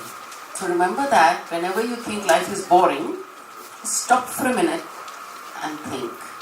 I hope you read newspapers. Sometimes. Yeah. Or look at the news on the computer, the internet. Well, when you do that, and if you do that a little more often, as you will, you'll realize that the world is a very troubling place. And it should not be that way. We should just be happy. Okay, so let's all sing together. What would you like to sing? I'll tell you a song that I sang yesterday to children a little younger than you, but they liked it, so maybe you like it too, and please join me. Okay, it's just 3 lines, the song. It's H-A-P-P-Y. Do you know what it means? Yeah. H-A-P-P-Y, H-A-P-P-Y. I think I am, I know I am, H-A-P-P-Y. Will you remember those lines? Yes. Okay. 1, 2, 3, go. H-A-P-P-Y, H-A-P-P-Y. I think I am, I know I am, H-A-P-P-Y. Can we have it a little faster and the grown-ups too? H-A-P-P-Y, H-A-P-P-Y. I think I am, I know I am, H-A-P-P-Y. Why don't you clap your hands? I can't. H-A-P-P-Y, H-A-P-P-Y. I think I am, I know I am, H-A-P-P-Y. H-A-P-P-Y, H-A-P-P-Y. I think I am, I know I am, H-A-P-P-Y. Get faster. H-A-P-P-Y, H-A-P-P-Y. I think I am, I know I am, H-A-P-P-Y. Faster. H-A-P-P-Y, H-A-P-P-Y. I think I am, I know I am, H-A-P-P-Y. Faster. H-A-P-P-Y, H-A-P-P-Y. I think I am, I know I am, H-A-P-P-Y. Faster. H-A-P-P-Y, H-A-P-P-Y. I think I am, I know I am, H-A-P-P-Y. H-A-P-P-Y, H-A-P-P-Y. I think I am, I know I am, H-A-P-P-Y. H-A-P-P-Y, H-A-P-P-Y.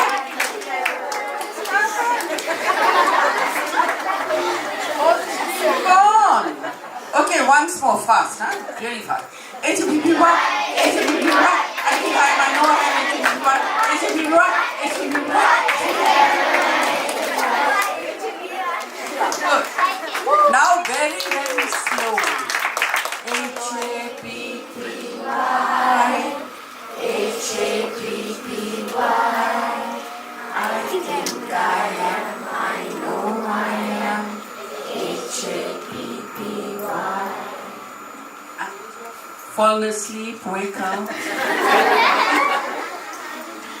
Okay, any more questions?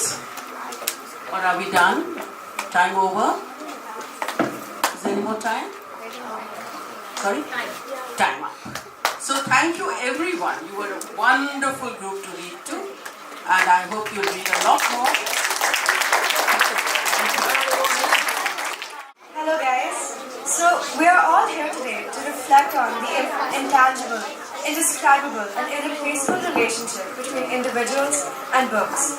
That is the pure essence of Neev Literature Festival. But I can say with confidence that books and I didn't exactly hit it off in the beginning. To quote my mom, whenever I tried reading to you, you would throw the book on the floor and plonk yourself on it. And then you would turn towards me and smirk in triumph because you knew that I couldn't read the book for you anymore. Yes, it's clear. The 2-year-old me really wasn't much of a bibliophile. However, soon after my 4th birthday, I read my very first intermediate level chapter book. I'm quite sure that the story had something or the other to do with mermaids. But in 1 hour's time, I'd finished the book, and as I placed it down, this proud feeling came over me. I somehow felt a little older. The shocking part is that I remember these events as if it happened yesterday. And to the point I'm trying to make here is that with books, you're able to build a relationship like no other, and create memories that are safely stored in the back of your head. I would like to thank the author of that mermaid book, wherever he or she is, for helping me embark on my literary journey. Rainbow Magic, Geronimo Stilton's, Harry Potter, Dog Diaries, Diary of a Wimpy Kid. These are the titles that our teachers encouraged us to read less of. We were told to read books that would challenge us, expand our vocabulary list, and hopefully make us child prodigy.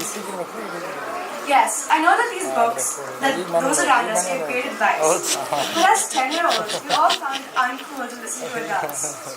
And so I set forth on the mission of discovering books on my own. I was able to find plots which I could actually connect with characters in their lives. And that's when I had an epiphany.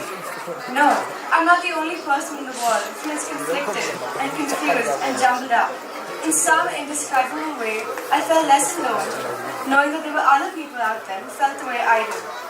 That's the power and weightage of words. Sorry, that wasn't planned. And so my growth as an individual is directly reflected on my growth as a reader.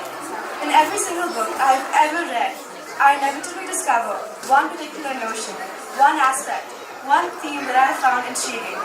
That is exactly what makes reading special for me. With the turn of the last page in a book, the satisfaction that I feel is immense and somewhat comforting. And I hope to experience this illuminating feeling again and again and again. For reading is a lifelong, no strings attached relationship. Thank you. And boys like blue. But boys can like pink too? Yes? No? And girls can also like blue? Alright. But is there anybody, and tell me honestly, is there anybody who feels that pink is not a color for boys? Pink is a girl's color. Who thinks pink is a girl's color? You can raise your hands. Yes? Alright. Can we stick out our tongues? What color are they? Oh my god, then it must be okay for boys to have pink. Yes, and I see a daddy here in pink. And I see a boy there looking lovely in pink. Raise your hand. Can you stand up?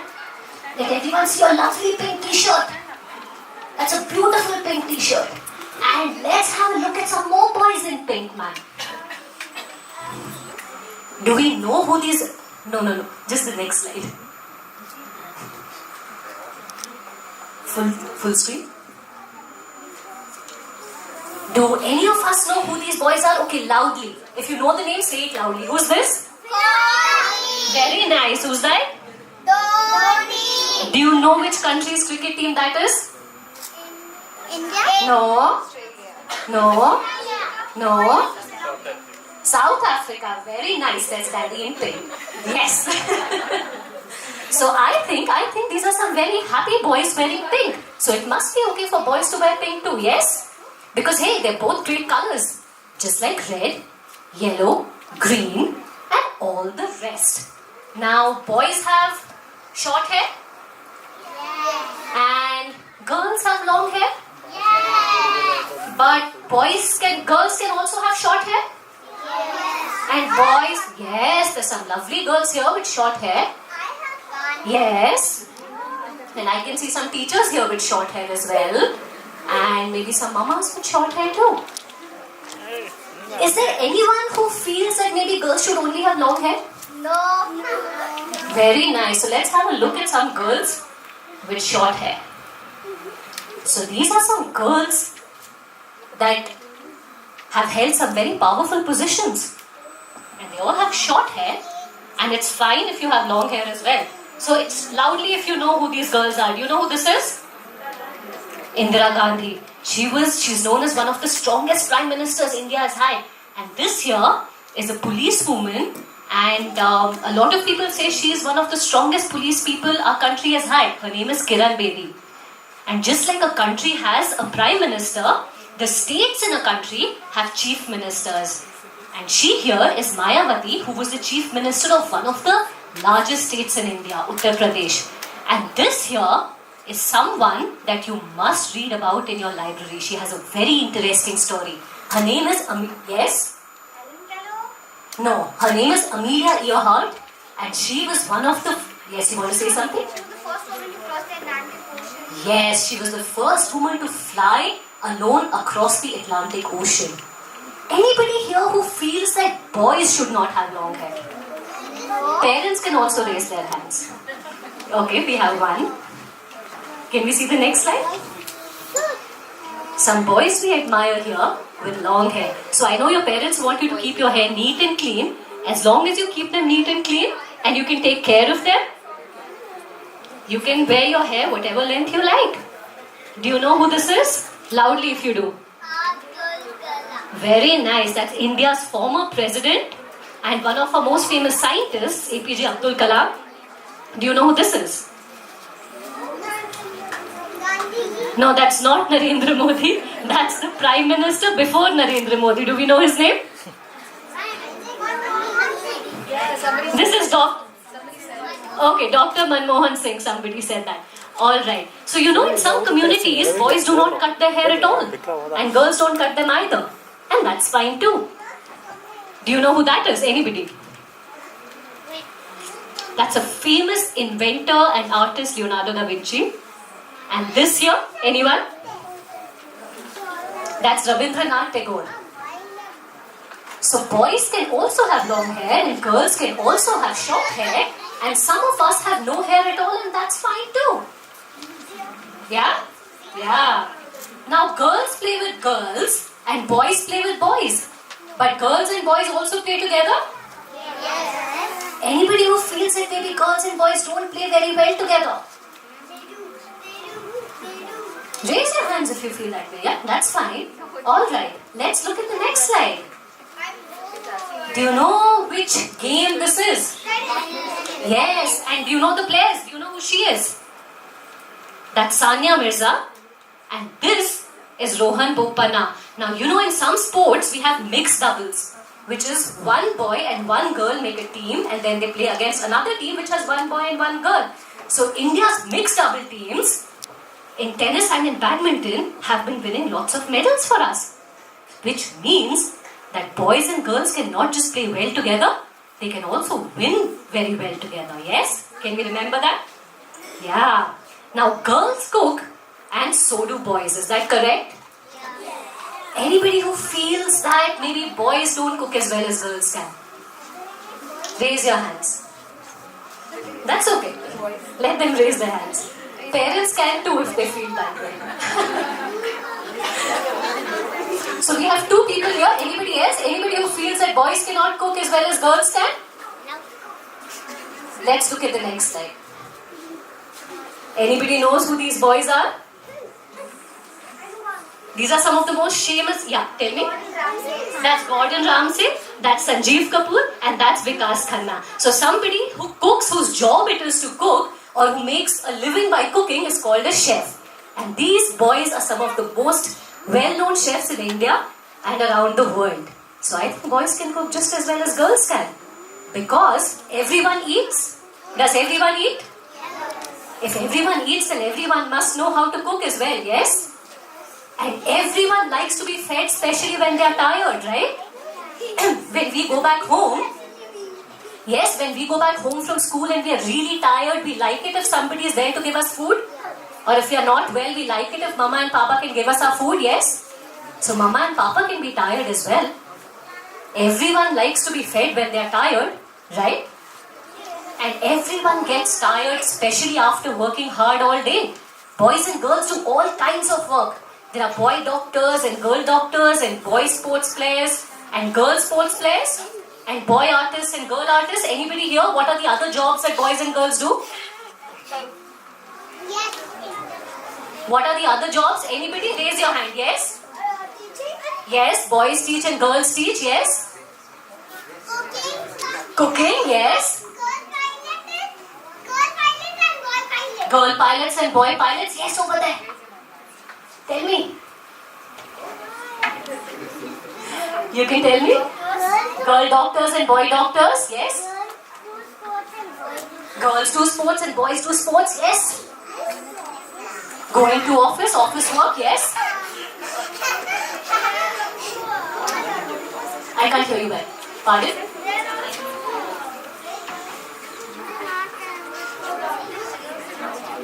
Loudly you have to tell me. Oh, okay. Girls forget and boys forget. Pardon? Swimming, yes? Yes? Both girls and boys become politicians. Both girls and boys become politicians, yes? Yes. You can also drive the car. Yes, boys and girls drive cars, yes ma'am? He doesn't want to say, so he told me. Okay. Girls shop and even boys shop. Girls shop and boys shop, yes, very true. And some girls do not like to shop. I will raise my hand. Yes. Writing, drawing, they are girl authors, girl artists, boy artists, yes. Actors, yes, yes. Police people, yes. And army people too. Boy sailors and girl sailors, yes. Yes, okay, last two, yes. Artists, yes. Sprinters, yes. Builders, yes, absolutely, yes. Tennis, yes. Sports people. So boys and girls do all kinds of work. Yes?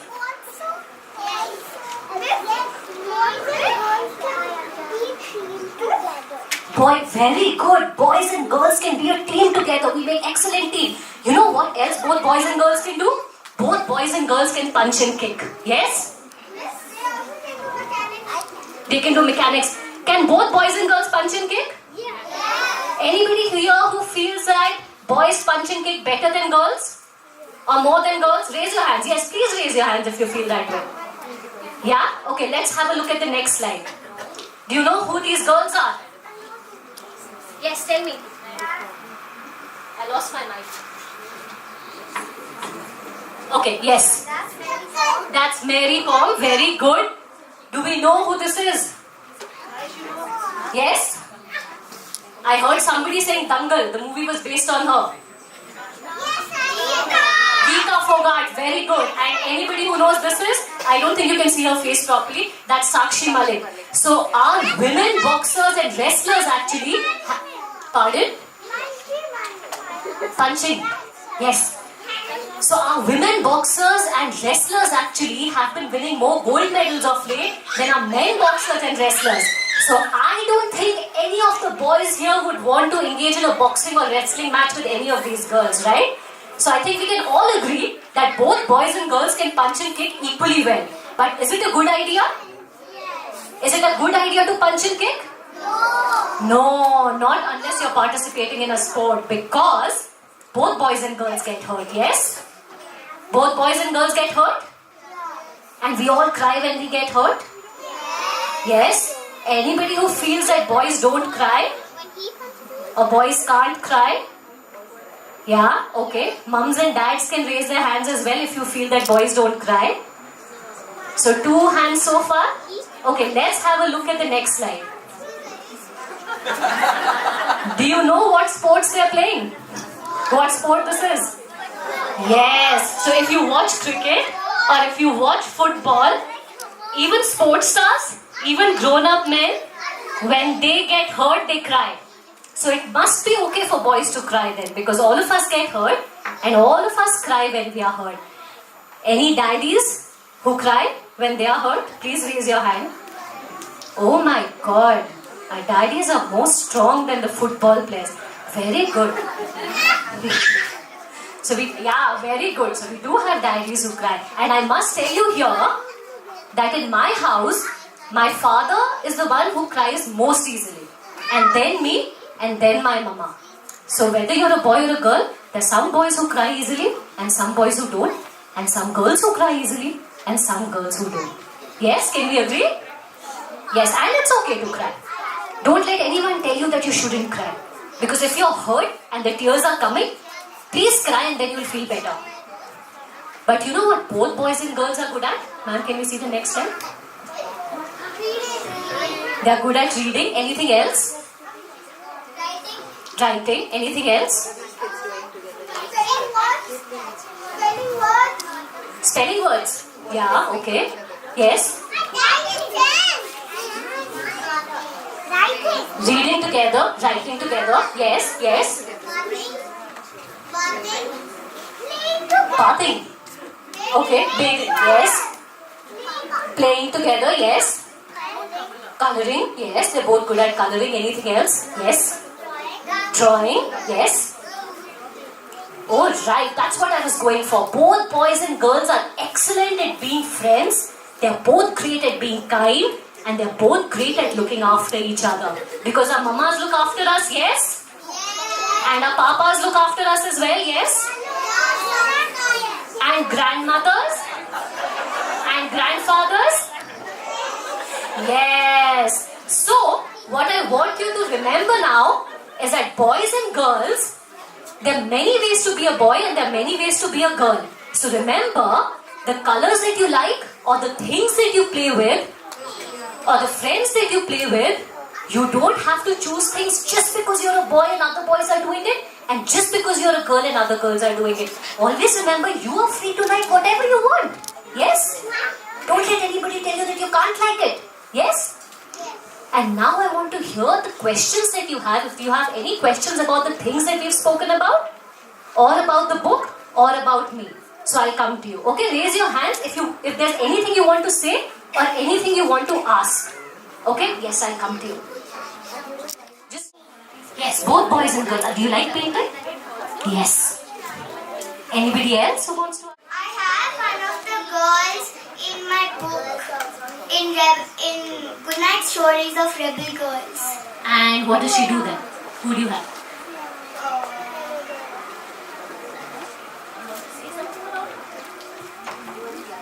She's a boxer.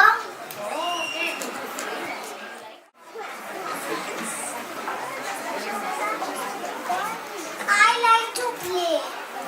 Yes. And you play with girls and boys? Yes. Good. Anybody else who wants to say anything? Yes. I got a star. You got a star. Very nice. It's a lovely green star. That's a nice color too. And girls are good at everything. Yes. There's some boys who are good at something. There's some boys who will not be good at the same thing. Some girls who will be good at it. And some girls who will not be good at the same thing that some other girls are good at. So we're all different. And it doesn't matter whether you're a boy or a girl. We are all unique. Yes. Absolutely. You wanted to say something? Same thing? Okay. Yeah. If we play with everybody, then we enjoy more. Yes, if we play with everybody, we enjoy more. And also, if somebody wants to play with us and we don't let them play with us, that's not a very kind thing to do, yeah? Yes. Anyone else? Okay, I think we're done with all. Sorry. Ma'am, are we done with the time? Alright, so the last thing that I want to tell you, in case you're going to take this book home, especially for parents, this is not something that you just read once. Yeah? Because this is going to help you have a lot of conversations.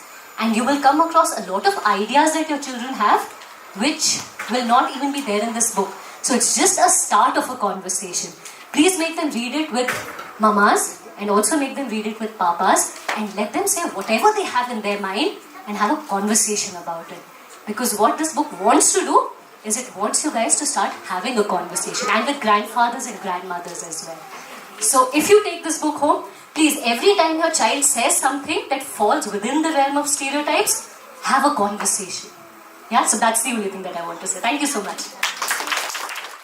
Thank you so much, ma'am. That was really nice and interactive. I'm sure everybody's enjoyed it. Thank you. Okay, I have an announcement to make. We have the book awards being given in the tent one right now. And after which we'll have a student talk about her reading habits and how she developed them. So we just come back for that then. That little snowflake is a magic pill. Let it snow, for I don't want to sit still. Mama, did it snow? For the grass seems aglow. The twig has turned white. Did it all happen at night? Have you ever wanted to throw away your to-do lists and write poetry for kids instead? Something lyrical and fun using your childhood memories? What if I tell you that Miss Sakshi Singh has written a book on poems depicting ice cream cones, muddy puddles, Christmas, Santa Claus, and snow that all from around the world, and snow that children from all around the world like to play with. If I Could Teach My Teacher by Sakshi Singh is a wonderful collection of poems that your children will love reading and reciting. How did she use rhythm and sense of music to carry the lines along? What's missing in children's poetry today? And how can parents encourage their children to embrace poetry? Let's all welcome Ms. Sakshi Singh and hear it from her ourselves. So, I'm so glad that you all are here today. Thank you for coming. I think we have a lot of choices, but for the children and parents who choose to come to a reading or a book event, it's wonderful that you're doing that to inspire your children. If anybody wants to come closer, they can, or if you're comfortable where you are, that's good. I want to quickly check how many kids are below 7 here? I'm slimmer than I am. Okay. Alright, just a couple. And above 7? Rest of them. Okay, excellent. That includes me. Bob 7, okay. That's a big huge, Bob 7. So, I feel very fortunate when I'm invited to any session to read and to share my words because... Thank you. I get distracted, I'm sorry. Because I get to make lots and lots of new friends, isn't it? Yes, are we making new friends here today? Yes? So what do friends do when they meet? When you make a new friend, say hello. Apart from that, yes? What else do you do with your friends when you make a new friend? Ask their name, of course. When you get to know each other better. Yeah? What else do you do when you made a new friend? How do you guys spend your time? Talk about our feelings, somebody said? Hobbies? Okay, yes, absolutely. So can I say that when you make a new friend, you share your life with them, you share things with them? Yes, so today because I'm your new friend and you guys are like so many, we're going to try and share our lives and our stories together. So one way for you, very easy, to know what's happening in my life is because I put all my stories into all my books. Yes? So most of the things that you'll read in my books are things that have actually either happened to me, they could be silly, happy, sad, whatever, exciting, and or happened to somebody else that I know. And I just make a poem out of it and I put them into my books, Rat-a-tat, Jalebi Jingles, and the latest one, If I Could Teach My Teacher. So, let me start. How many of us like to play in the rain? I knew it. Me too. Isn't it great fun? But do you always get to do what you want? Do you always get to play in the rain if you want to? Why not?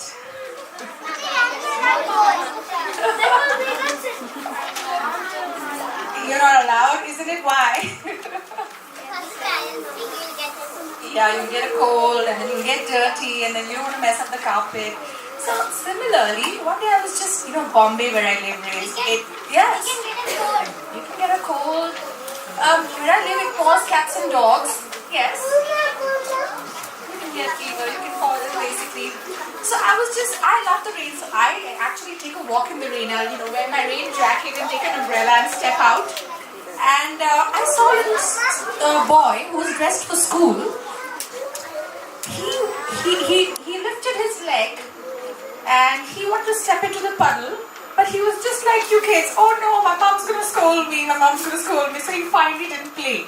So when I looked at him, children, I thought, oh, he wants to play in the rain. So I wrote a poem on that, which means when you look at something, you can write a poem or a story too. So can I share this poem that I wrote about that little boy? It's actually a little girl, sorry. They've drawn a little girl. It's called To Play or Not to Play. Yeah? Will you read it with me? Because it'll be great fun then. Yeah? Okay, so you can repeat behind, yeah? To play or not to play? I wanted to walk, but I'm drowning. My shoes are wet. I'm frowning. I thought I would splash and play in the puddle, but water is so slushy and muddled. Alright, give yourselves a big hand. You're reading so well. Okay, now who loves to dream here? Everybody, yes. I knew you guys were dreamers like me. So what all do we dream about and which we've not shared with others? I can't hear you. Who's that?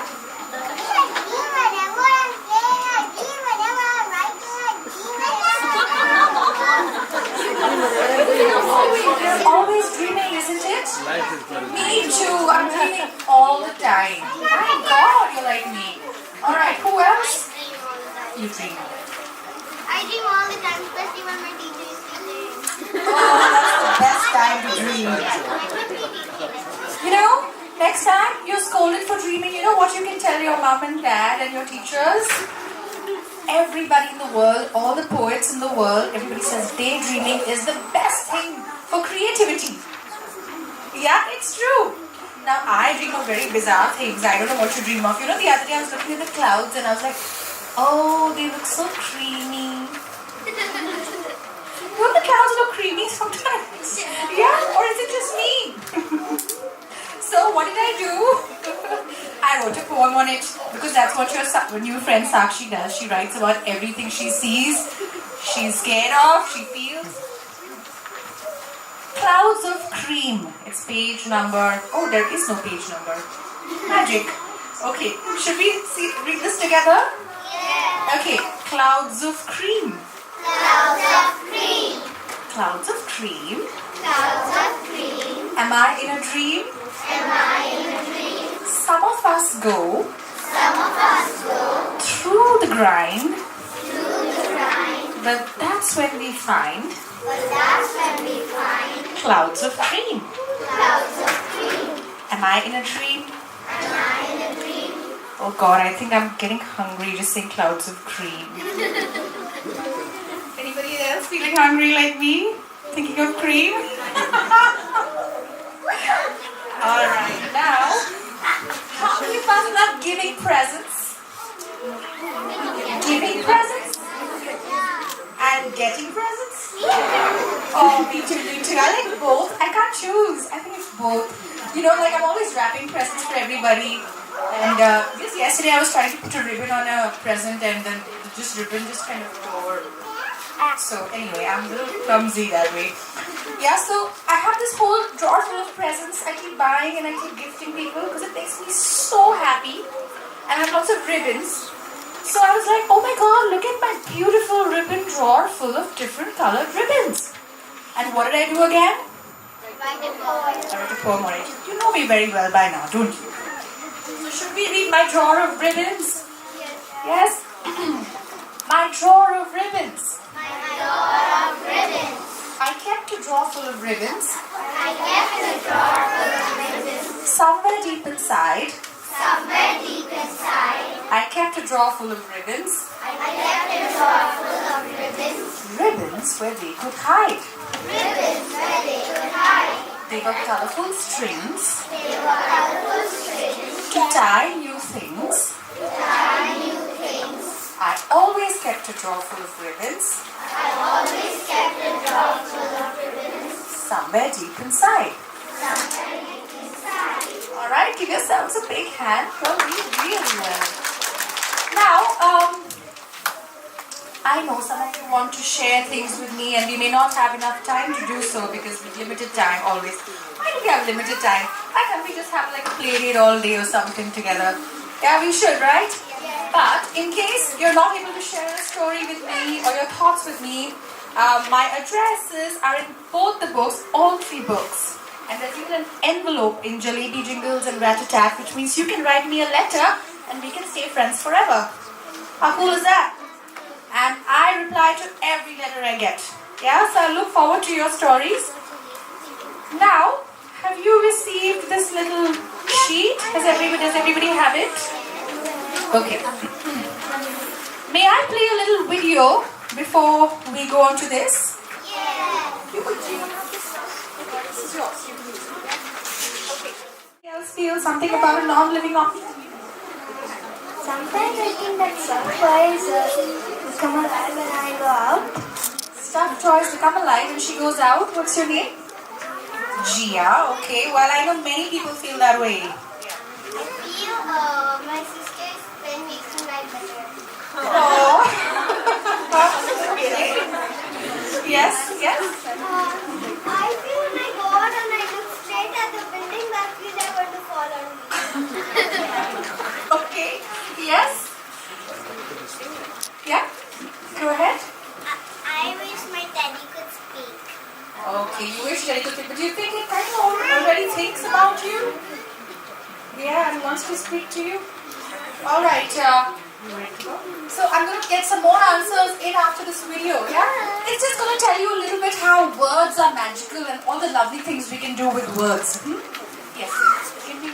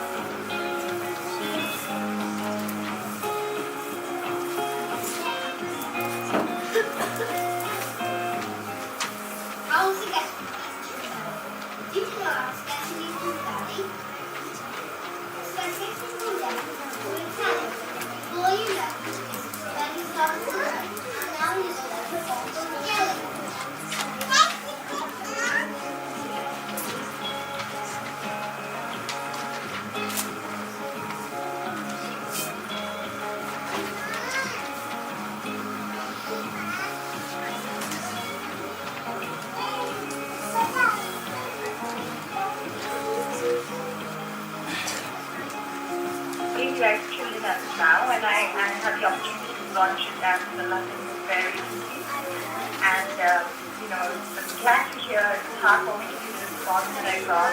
And I also had a chance to attend the Buckingham Palace, which was really exciting. And we even received a response from them saying how much they loved having the book.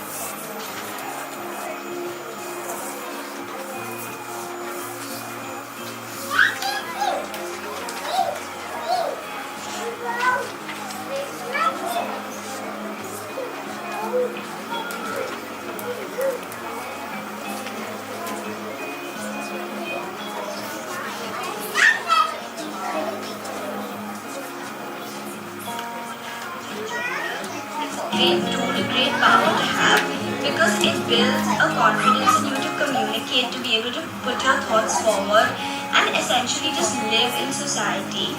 And I guess Sakshi Miss has given me that power over the years, and I've been able to take that power to different levels through debate and drama and many other avenues.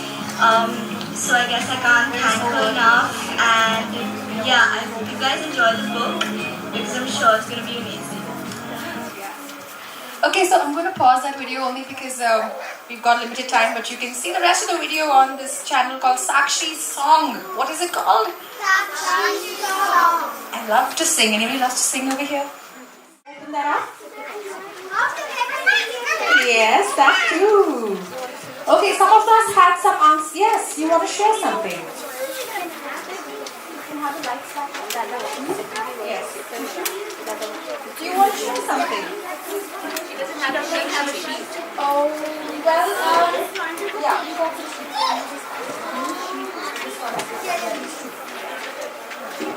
So, just like you think that your stuffed toys are going to come alive and you think your TV is going to walk, I bet it will walk someday. What fun if it will, think about it. Yeah, and somebody thinks that their pen makes, their sister's pen makes them write better. One day, I was just sitting in my house and I was writing my diary, because I just love to write my diary and write my feelings in it every day. And everything was very quiet in the house. I just looked up suddenly and I looked at the TV. It was off. But I'm telling you guys, that TV was staring at me. It was watching me. I promise you guys. So what did I do? I wrote a poem on it, obviously. So should we read The TV Watches You together? Okay, everybody has a sheet. If you don't, please share it with your next, with the person next to you. Because let's share something together. Some words and some wonder. Okay. The TV watches you. The TV watches you. You think you watch a TV, You think you watch a TV, but a TV watches you. the TV watches you. It looks at you carefully. It looks at you carefully. It watches what you do. It watches what you do. It never says a thing It never says a thing until you switch it on, until you switch it on. but it gossips with the radio But it gossips with the radio after you have gone. after you have gone. Alright. Anybody else wants to share about non-living objects who couldn't share? Yes? I think the chair can walk. Yeah, I thought so. Let's try and make it walk today. And if nothing happens, what? We can just try to poem on it anyway. Chairs can fly. That would be fun. I just sit on my chair and fly anywhere. Hey, that rhymes. I can sit on my chair and fly anywhere. Right? Okay, yes.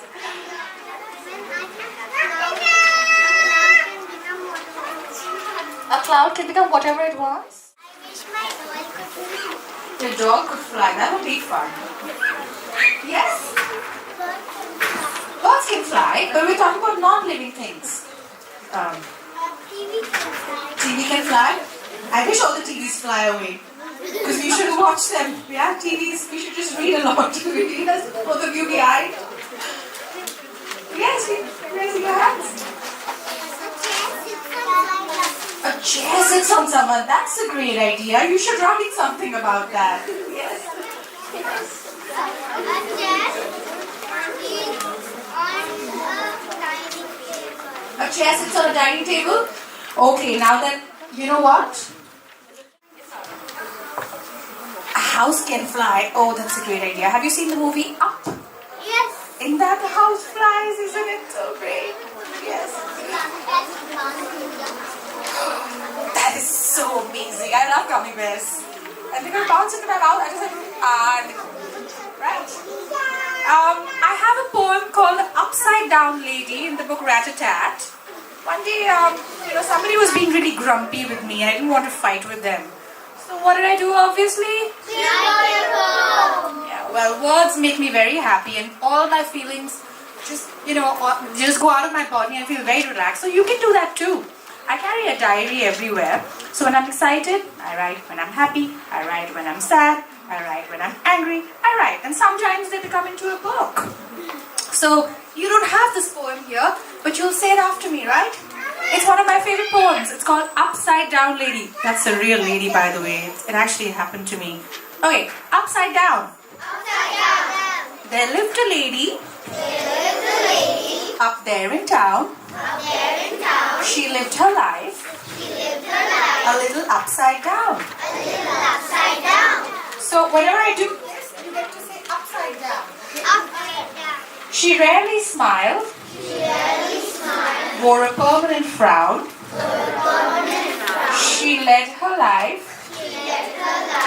Upside down. No one was allowed to enter her house.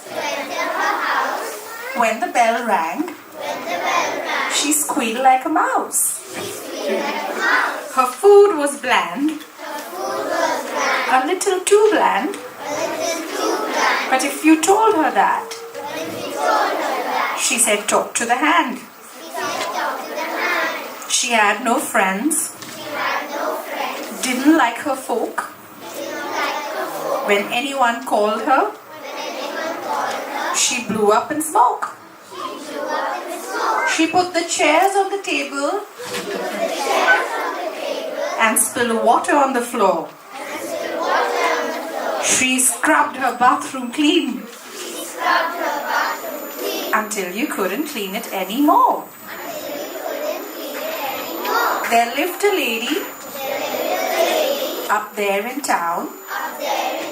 She led her life Upside down. That's it. Louder. Upside down. Imagine the world if it be upside down. Alright. Okay, I'm just going to check how much time we have so we can continue. It's time up. Oh no, it's time out as usual, and I have so many stories to share, and I wanted to hear so much from you all. I didn't get a chance to read from Jalebi Jingles, but I hope we'll meet again. And in case you'd like, maybe next year, absolutely. I'm going to be signing all my books now. If you'd like to join me and get any of the books, I'd be happy to do that for you. So yes, see you all around, and thank you for coming. However, what we see and do today is not the end. It is what each one of us carries back home from today that matters most.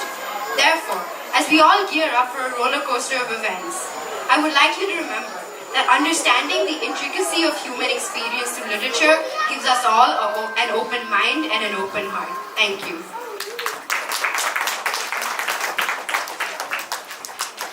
Thank you, Anushri.